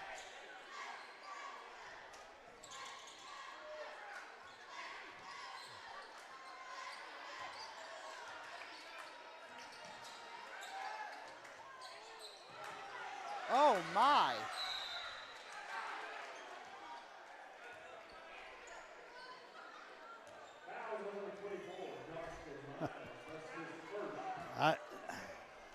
That's about the third time tonight that we've watched a foul. We've watched one or two fouls go before they called the second or third foul.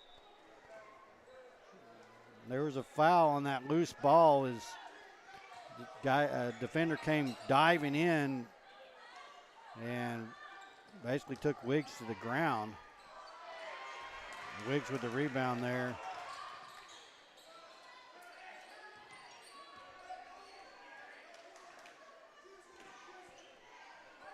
And on that previous call, no call on that, but then they called Miles as he dove in trying to tie the ball up. So they waited till the second player dove in for the tie-up before they.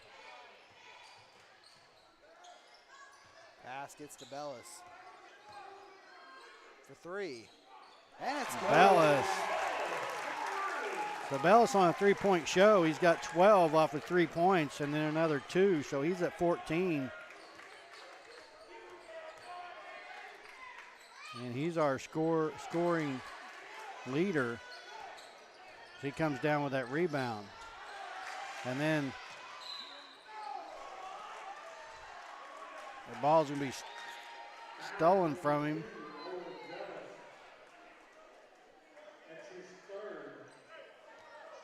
They somehow call that foul on Bellis. Yeah. Oh, my.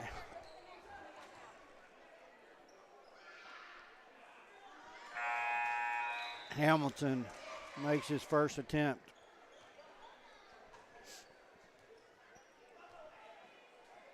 Norris comes in for Miles.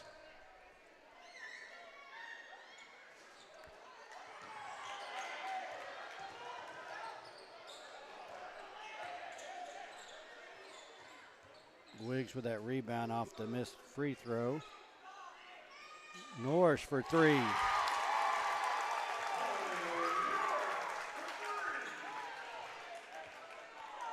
And Kellyville continues to answer on the other end. And Hamilton with a jumper for 2. Timeout, Coach Heath for Beggs. Your score 42-36 with 3:16 remaining in the third.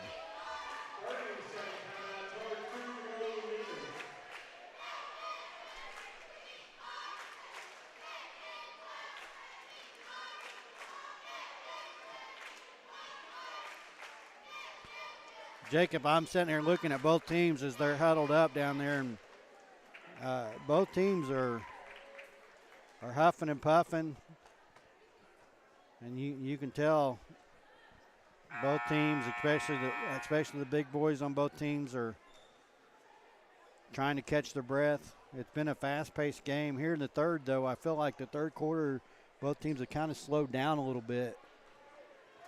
Which is kind of surprising coming out of a break of halftime, that in the first half of the third, we would see that kind of starting to slow down. You'd think you'd see it starting at this point in the third. Oh, wow. Miles is bodied.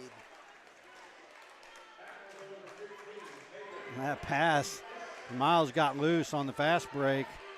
Wiggs chunked it down to Miles, and he was, and that not a shooting foul because he didn't even have a chance to shoot the ball because he got plowed out of bounds like a receiver catching the ball by a linebacker. How is that? What is that? Oh my God! I don't understand that play at all. Bellis didn't even have a chance. Bellis is holding the ball out of bounds. Grayson knocks the ball out of Bellis' hands before he passed it in and stole the ball and ran down the court. The ball hadn't even been passed in yet. Wasn't even in live play. I can understand jumping and tipping it, but to actually pull it out of somebody's hands while they're out of bounds, that's something different.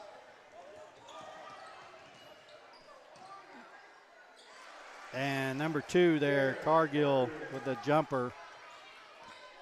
So Kellyville quickly back to a 2-point game. What are we calling a timeout for? What are we whistling for? Technical foul. Coach Fairchild.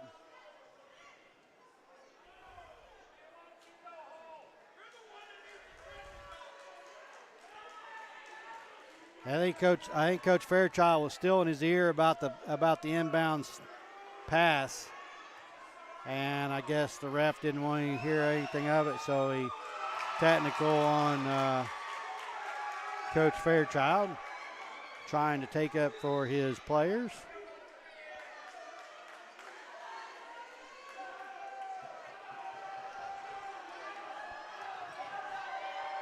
As Grayson missed the first attempt on the technical, and he makes the second. So that brings it into a 1-point game. 42-41, Kellyville with the lead.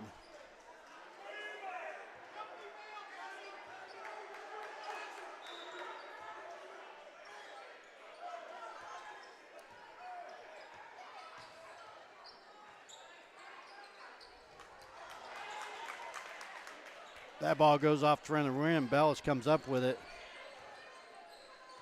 42-41. Mosby for 3. And it's good. Kenny Mosby. Wow, what a deep 3 by Mosby.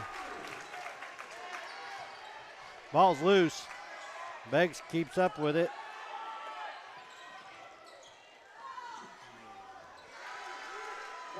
And Grayson for 2 in the paint.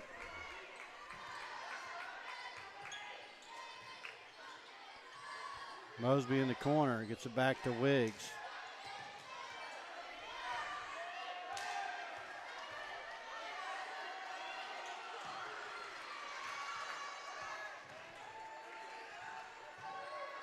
Mosby for 3, just off the mark, rebounded. Miles, the rebound, gets it back out to Norris, who tries to get it back to Miles, and it goes flying out of bounds. So 1:31 remaining in the third. Kellyville 2-point lead, 45-43.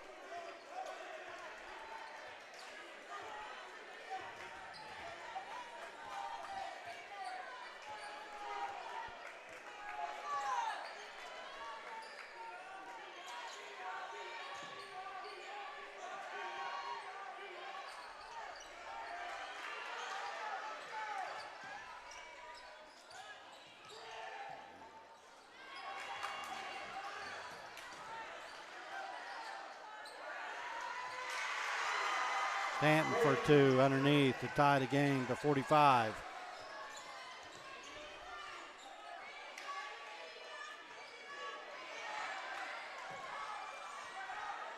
Norris's shot's blocked by Stanton.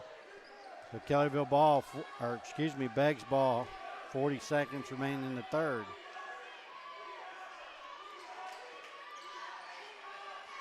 Stanton from the free throw line is good for 2. Beggs up by 2.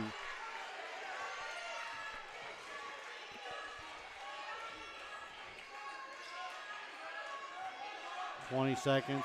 Norris with the ball.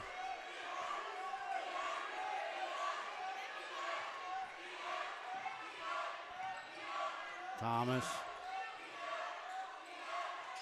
Mosby, 5 seconds. Mosby's fouled. Wiggs. Just off the mark.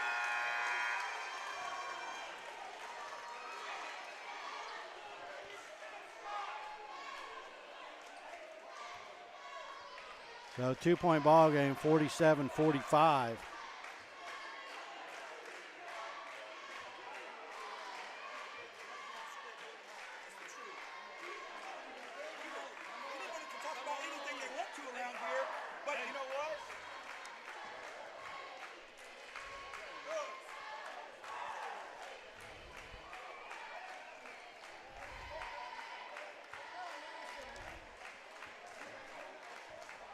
Sit down.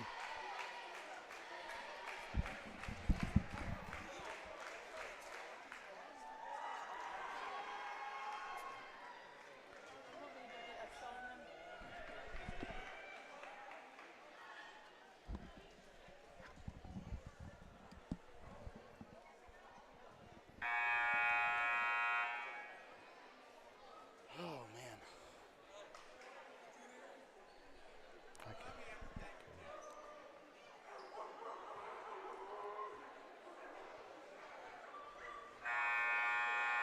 47-45. Beggs with the lead. Got a little disruption here in the stands, but it's been taken care of. So start of fourth quarter.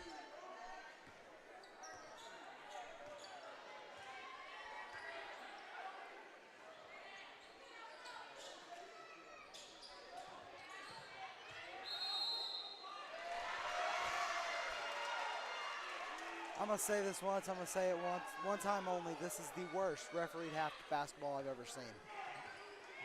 I know we're not supposed to get into that, and I know we're not supposed to talk about that, but this is uncalled for and unprofessional by the OSSAA and their referees.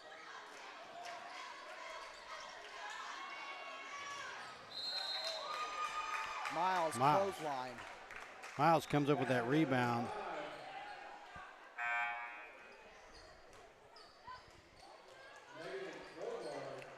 Man, the board just doesn't reflect it for sure, as each team showing 4 team fouls.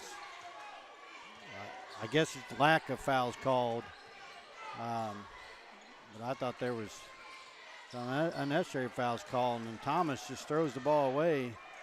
Not sure what he saw necessarily, but so Beggs 49, and then that ball's turned loose by Bellis. That ball's blocked by Wiggs, and Miles knocks it out of bounds.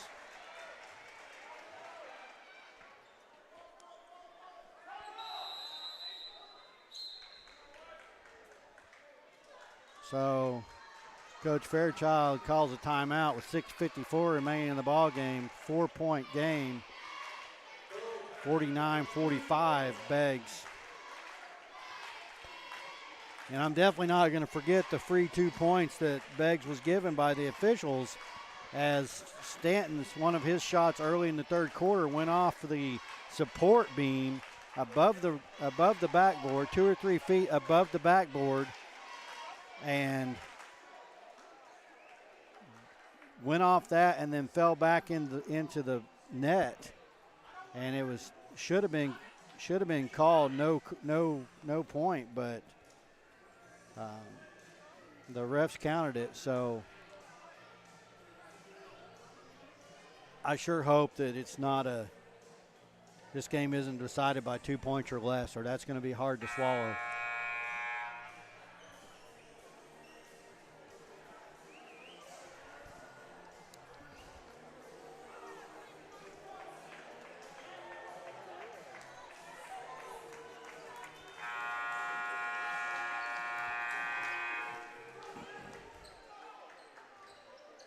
So it's going to be coming out of the timeout. Beggs ball inbounds here.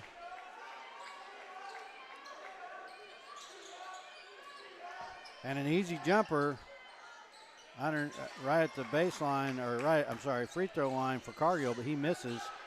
And Miles comes up with the rebound.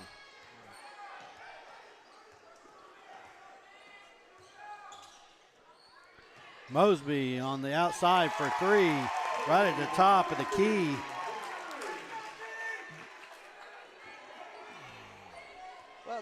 ask you a question while Beggs has the ball here. Whatever happened to the reach-in foul? Did that just turn into an NBA only thing, or? I don't know. I mean, I haven't seen a call for a reach in a high school game since I don't even know when.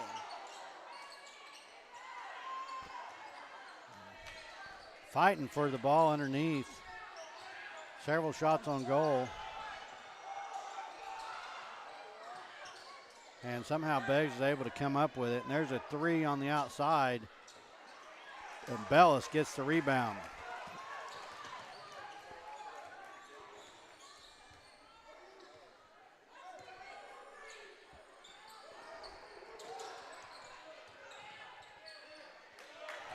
And Mosby with the drive in for 2. The Roundall, the big boys, able to go right in and get the lay-in to take the lead back, 50-49 for Kellyville.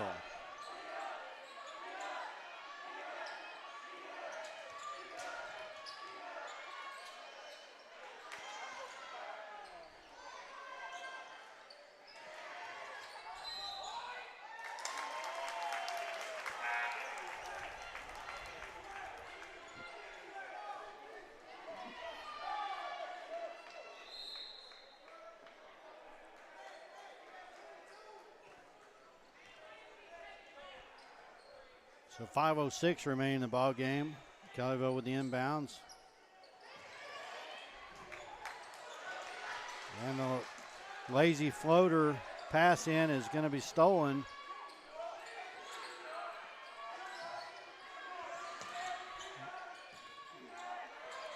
Kellyville has struggled a lot of the season here with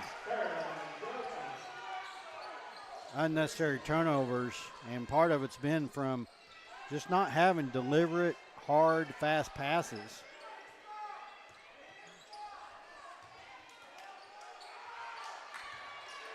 And there's a nice save by Bellis, and I don't know how that's not a foul. That's exactly what I'm talking about. And that's a foul. That's where they call the foul. I mean, that's exactly what I'm talking about. What happened to the reach-in foul? Because that's a reach-in foul down there, but that's a simple swat away. Like I said, this is the worst officiated half I've seen of basketball in a long time.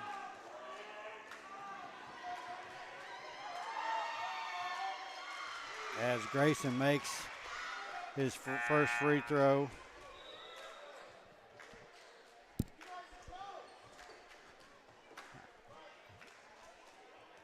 And here's his second attempt coming up. And it's off the front of the rim. And that ball is going to, Hamilton steps out of bounds with possession of it.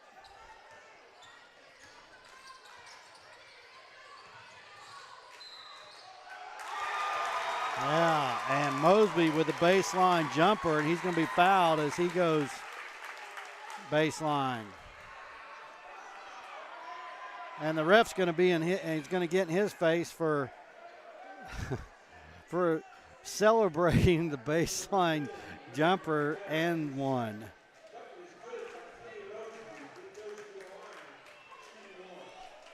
So we'll see if Mosby can make a three-point play here. So he'll get one. And it's off the mark, so the tie ball game remains. And Hamilton with the baseline drive, good for two.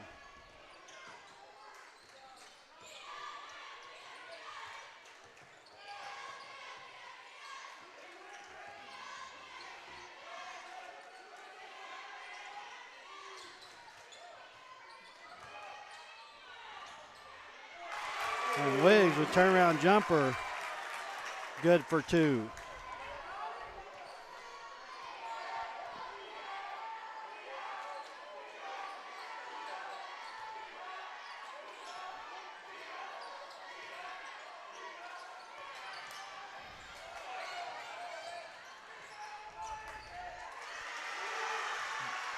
Stanton Good for two. So Beggs with a 2-point lead, 56-54, 3:16 remaining in the game. Full timeout, charge 2, Golden Demons. Full timeout.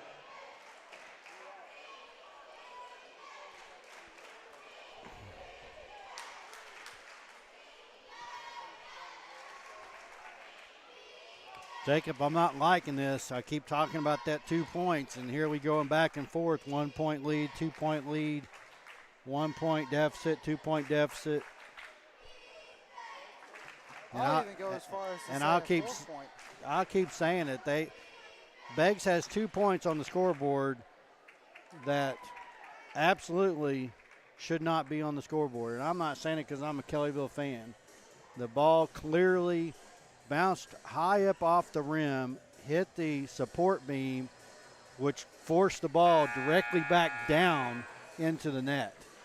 If the support beam hadn't have been there, the ball probably would have went off the mark over the back of the backboard. Yeah. But it went up off the rim with such force that it literally just ricocheted straight back where it came from. Otherwise, it probably would have continued up and definitely not came back straight down into the net.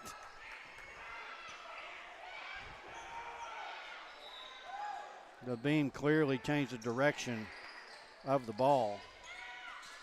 And plus, they had been calling that out of bounds all night. I mean, that happened multiple times in the girls' game, and it happened multiple times here in the boys' game, and they just didn't call that one. And that one just happened to be the one to fall in. So.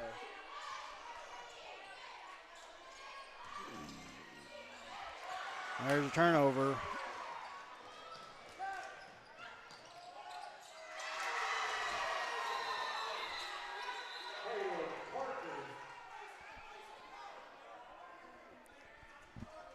Something that I'm starting to see from the Ponies. I'm starting to see from the Ponies here that I'm kind of not liking is we're slowing the game down. We're slowing our offense down. And I sound like a broken record over the last 4 or 5, 6 years. We need to play fast-paced offense. Like they're pressing us on this, let's get it down. They're pressing us and they're double teaming us, which is going to leave somebody open. Bellis for 3. And I'm okay with that too. Let's get down and shoot the ball. We come down and we try to set up and run plays at this juncture in the game, and That's travel. we kind of end up with turnovers. And there's a turnover by them as Miles gets that steal. No foul called.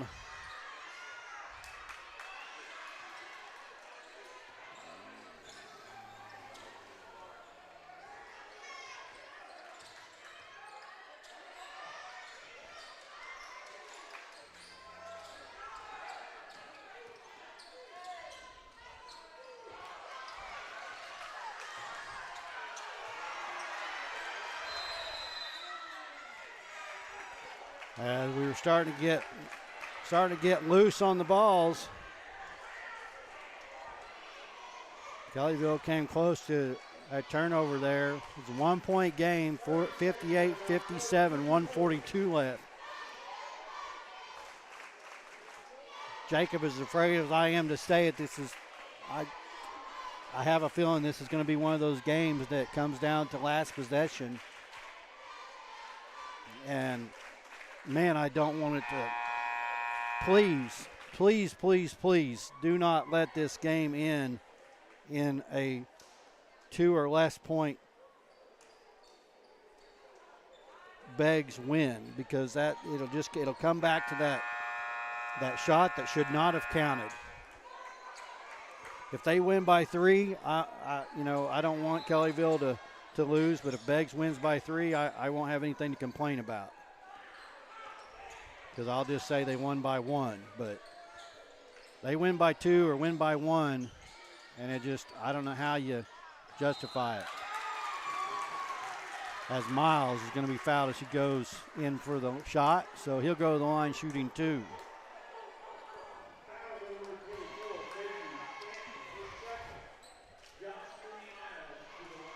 Both teams with 5 team fouls.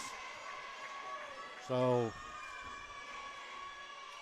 probably not until we get, and Miles makes his first, probably not until we get less than a minute if teams start trying to foul on purpose will bonus come into play. And Miles missed his second. So tie ball game, 58 all, 123 left.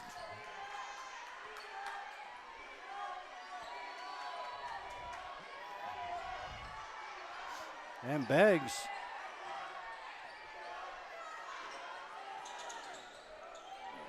looking like they're just going to try to maybe kill the clock as Hamilton goes in for the shot.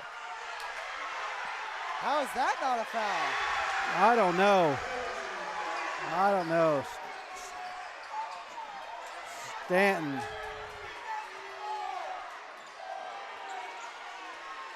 If anything, it should have been a jump ball. That's a technical right there. You got to call that, come on, official. You got to call that. That's a push in the back, push to the ground technical. You got to call that. And that's after the whistle, too. That was after the whistle, push to the ground technical. Intentional foul. He literally extended his arms and shoved him to the ground. That is unbelievable. That right there, that kind of no call gets players hurt, high school players hurt. OSSAA, NFHS, whoever, I don't care who you are. If you are watching this, these two referees need to hear Donald Trump's favorite words. You're fired. Get them out. Never let them ref another game. I get it. It's difficult. I know. It's hard. But never let them ref another game because this is the worst ref half of basketball I've ever seen in my life. The whistle was blown. The whistle was blown because it was a foul on the floor. The whistle was blown as Miles went up for the layup. Just as he was going up for the layup, whistle blown. So it's called. And then the defender comes behind Miles. He's going up for the layup, extends his arms, pushes Miles to the ground. I don't know that. I mean, it's just textbook definition of intentional foul. And no call, and it was after the whistle, and no call. We got to go score, though. We got to go score.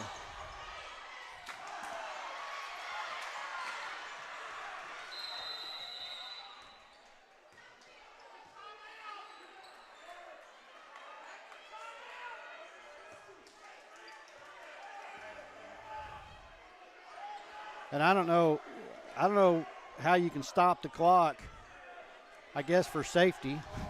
That's kind of ironic. Stop the clock to let a player tie their shoes.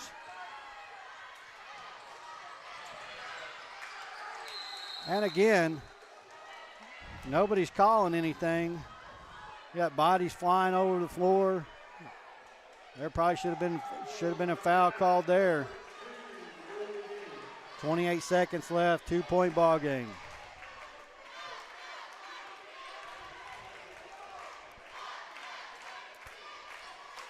I just want to apologize on behalf of both of us if our fan is taking over in our body.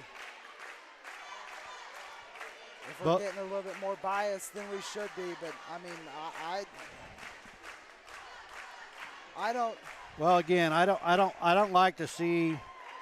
I don't like to see players get hurt. Yeah, I don't like to see players get hurt. I don't like to see officials lose control of the game, whether it's lack of calls or too many calls, which causes frustration in high school boys, and so they start to take it out on each other. And you know, in my opinion, thank goodness there's only 28 seconds left, because if this game had another half quarter, we'd probably see a fist fight. Hopefully in 28 seconds that isn't going to happen, or if we go to overtime. So I think these boys are somewhat keeping a cool head, but so you're probably going to see a quick foul here by Kellyville, which will send Beggs to the line. Will not. We have a foul to give.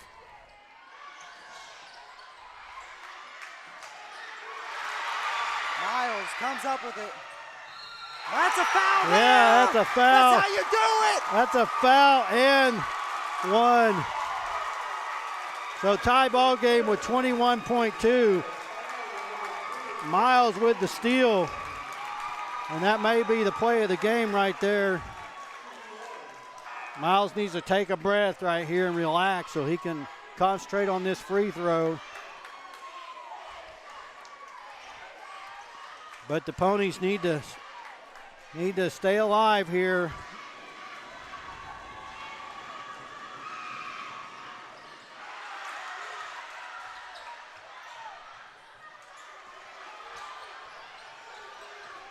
And looks like Beggs is going to go for a winning shot.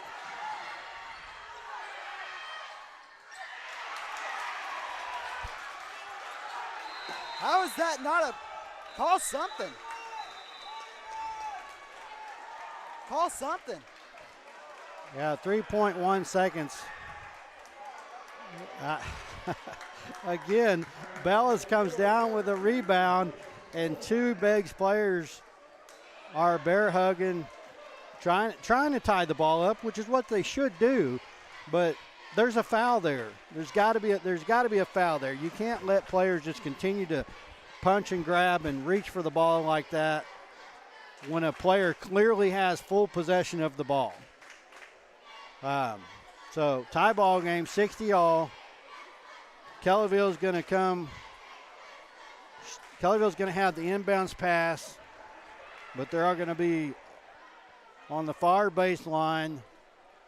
So they're going to have to make 3.1 seconds. It's possible, but they're going to have to come up with a good play and almost grab, a pass. Maybe might get one or two dribbles in and then shoot. I mean, they're starting on the other baseline, so, it's going to be why are we having a horn go? What happened?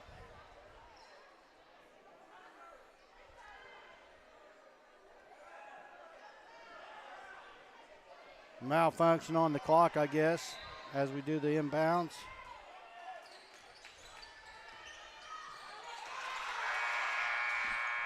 And we're going to overtime, ladies and gentlemen. I don't know how it wasn't a foul. You got the one official's laughing about it.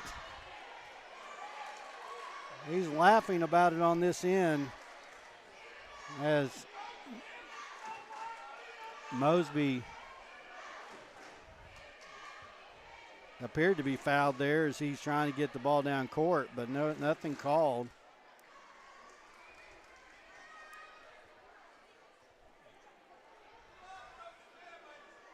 If I'm the Pony Nation right here, I'm louder than ever.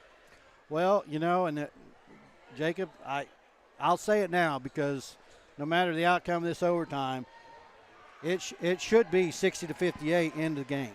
Absolutely. But if I'm the crowd here, if I'm the student section, if I'm the crowd, I am as loud as I can, and I'm on my feet this entire 4 minutes of overtime. I am as loud as I can be.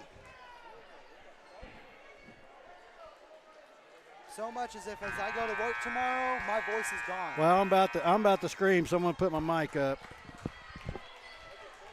Let's go, Kellyville. Make some noise. Make some noise, Kellyville. Let's go. Make some noise. You can hear Terry as he's yelling. He put his mic up. Didn't really help much. He was pretty loud with it.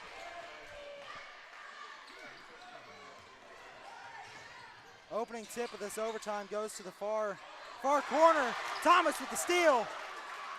Gets it to Bellis. Bellis over to Mosby. Mosby driving on the baseline. Back to Bellis. Bellis hesitates on the shot. Shoots the three. It's just off the mark. Rebounded by 15 for Beggs. That ball's knocked loose by Miles. Bellis has got it. He looks for Wiggs inside. Foul. Oh, wow.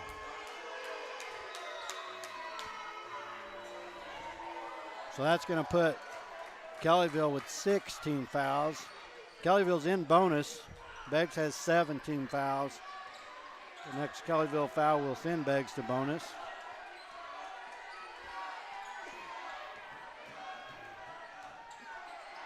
And there's a steal by Bellis.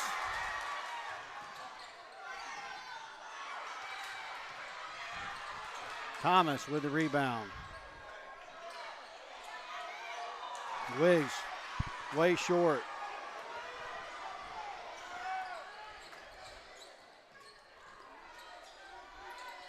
Grayson, no good. Thomas with the rebound.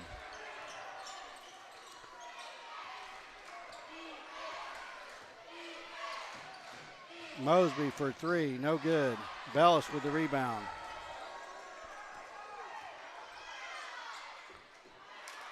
Miles, no good. Beggs with the rebound. Now all of a sudden both teams can't seem to find the... Not sure that was a pivot by Stanton. It looked like he just turned around, merry-go-round style. Wiggs with the baseline drive, 62 all. Half of the overtime's gone, 2 minutes remaining. And we're still tied. We've just changed it to 62 all instead of 60. Each team coming down with a score.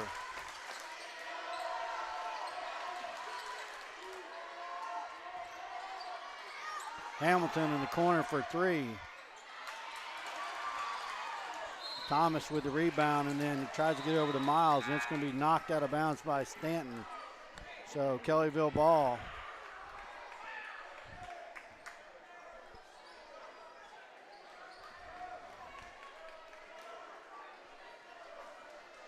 .135 remaining, 62 all. Here comes Norris.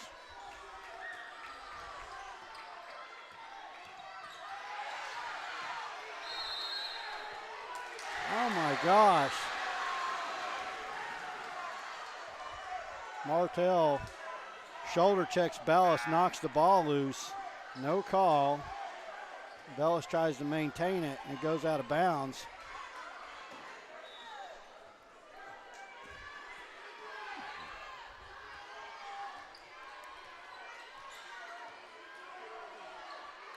Norris with a deflection, but Beggs able to maintain.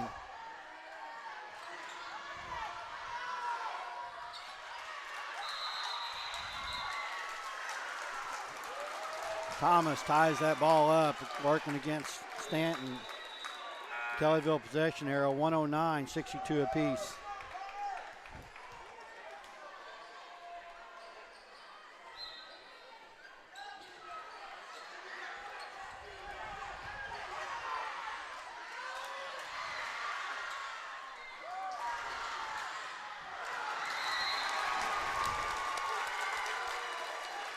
I'm going to go back to lazy passes by the Ponies. We got to make deliberate passes. You can't play. I mean, there's not too many high school teams you can play against and get away with these lazy floating passes.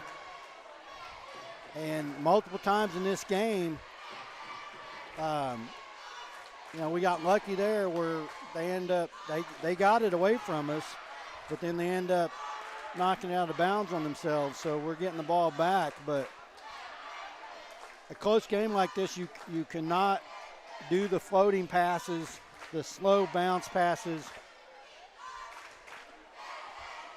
You got to throw that ball like you're Tom Brady or something, and I mean it's got to be deliberate, forceful passes, hard passes.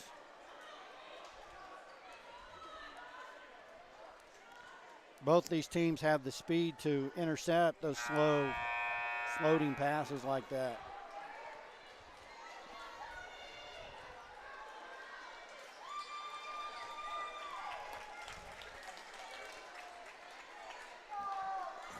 .62 all. Again, this game should have ended 60-58 in favor of Kellyville. with that 2-point. Bellis connects with Miles. Miles crosses the half court. He passes it to Norris. Norris passes to Bellis.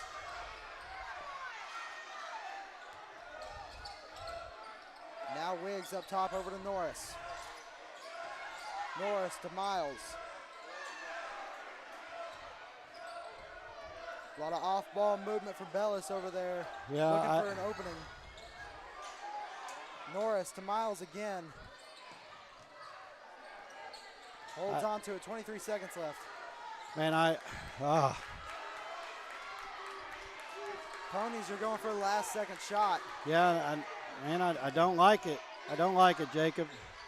Bellis now into Wiggs. Wiggs, ball taken away. Foul call, about time. So 7 seconds left. Wiggs is going to go to the line, shooting 2. Our correction, shooting 1 and 1. It was not a shooting foul. That was my mistake. I don't know why I thought it would have been.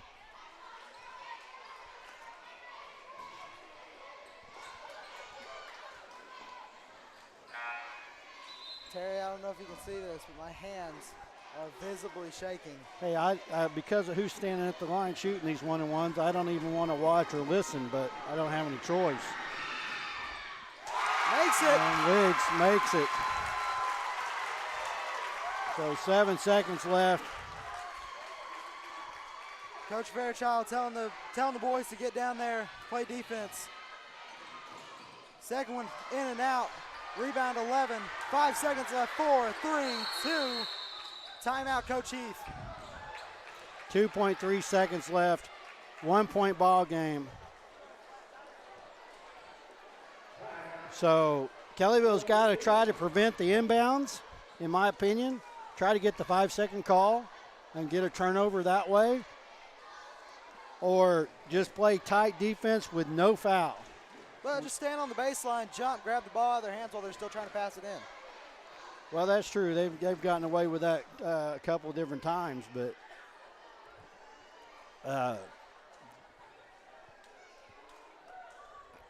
Jacob, I keep going back to it. I told you if this ended up in less than a 2-point game, I was going to be extremely upset. And that's what we're faced with. If Beggs gets a jump shot and makes it, they win by 1. If they make a 3, they win by 2. So either way, if Beggs is able to get a shot off and make it, the scoreboard is going to reflect that they win the game. But I don't know if there's a way to protest a game or not. But there's obvious film of the shot in the third quarter from Stanton that should not have counted. Beggs takes her final timeout. Both teams out of timeouts now for this overtime period. 63-62, 2.8 seconds left.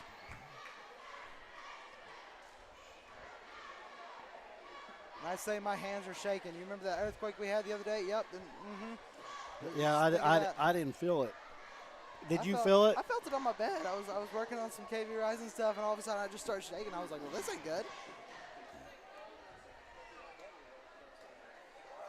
This is reminiscent of last year. We called the group of boys last year. I want to include Colton Ayers and Jeremy Hicks, but we called them the heartbreak kids, the heart attack kids, because I don't know how many games last year we went down to the wire. Multiple games went down to like this, 2.8 seconds, with either getting a winning shot or preventing a winning shot.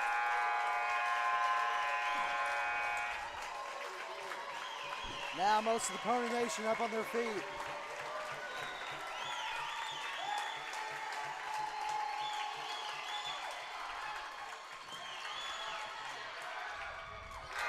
And the Ponies win! Yeah, Ponies win it.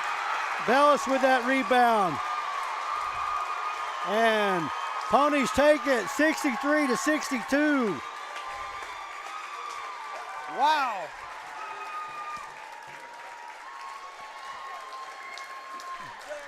Doing pretty good. How are you? You know, I'm ecstatic that the Ponies won, and I'm glad that 2 points didn't come into play. But it's unfortunate that the second half got out of hand a little bit in the officiating. Yeah, I mean, this As Coach Hicks, that's something to see there too. Coach Hicks and Coach Heath both congratulating the Kellyville boys. As you well know, Coach Heath was here last year. Coach Hicks was here 2 years ago and previous to that, so he's familiar with most all these boys, and I really appreciate the job that those two have done for Kellyville. And when you see Coach Heath and Coach Hicks for Beggs out at a game or out in public, be sure and thank them. They gave a lot of dedication to themselves, or from themselves to Kellyville, the Kellyville community, Kellyville Public Schools, and I can't thank them enough. You know, sometimes in coaching it's just time to move on and go to a different spot, and that's what Coach Heath felt. And, you know, it's probably the best for Kellyville and Coach Heath. I hated to see him leave, but, you know, he's got a good team there in Beggs, and I wish him all the success, and I can't thank him enough for everything that he did personally for my son in his high school years of basketball. So, anyway, I'll stop rambling all the personal things. It's no big deal. You know, son senior year, last home game of regular season. Folks, we'll see you back in Kellyville on the 18th for districts, but coming this Friday, Kellyville travels down to Eufaula. I'm going to do my best to bring that game to you live on Facebook with the cell phone. I can't remember cell coverage down there. I don't remember it being all that great. Yeah, I think they have a metal roof, kind of reflects the cell but service hopefully, back down, hopefully I'll be able to get signal and get a broadcast out. I'm sure going to try. So tune in Friday night and look for us live, but do it on Facebook. We will not be on YouTube. We'll be on KV Rising Facebook, and hopefully I can bring that game to you live Friday night. Otherwise, I'll bring as many updates during the game as I can on Facebook, like I did from Henrietta, I believe. Or, I'm sorry, Preston. Preston. So, anyway, you folks have a good rest of your week. Jacob? Good night, KV Rising. Good night.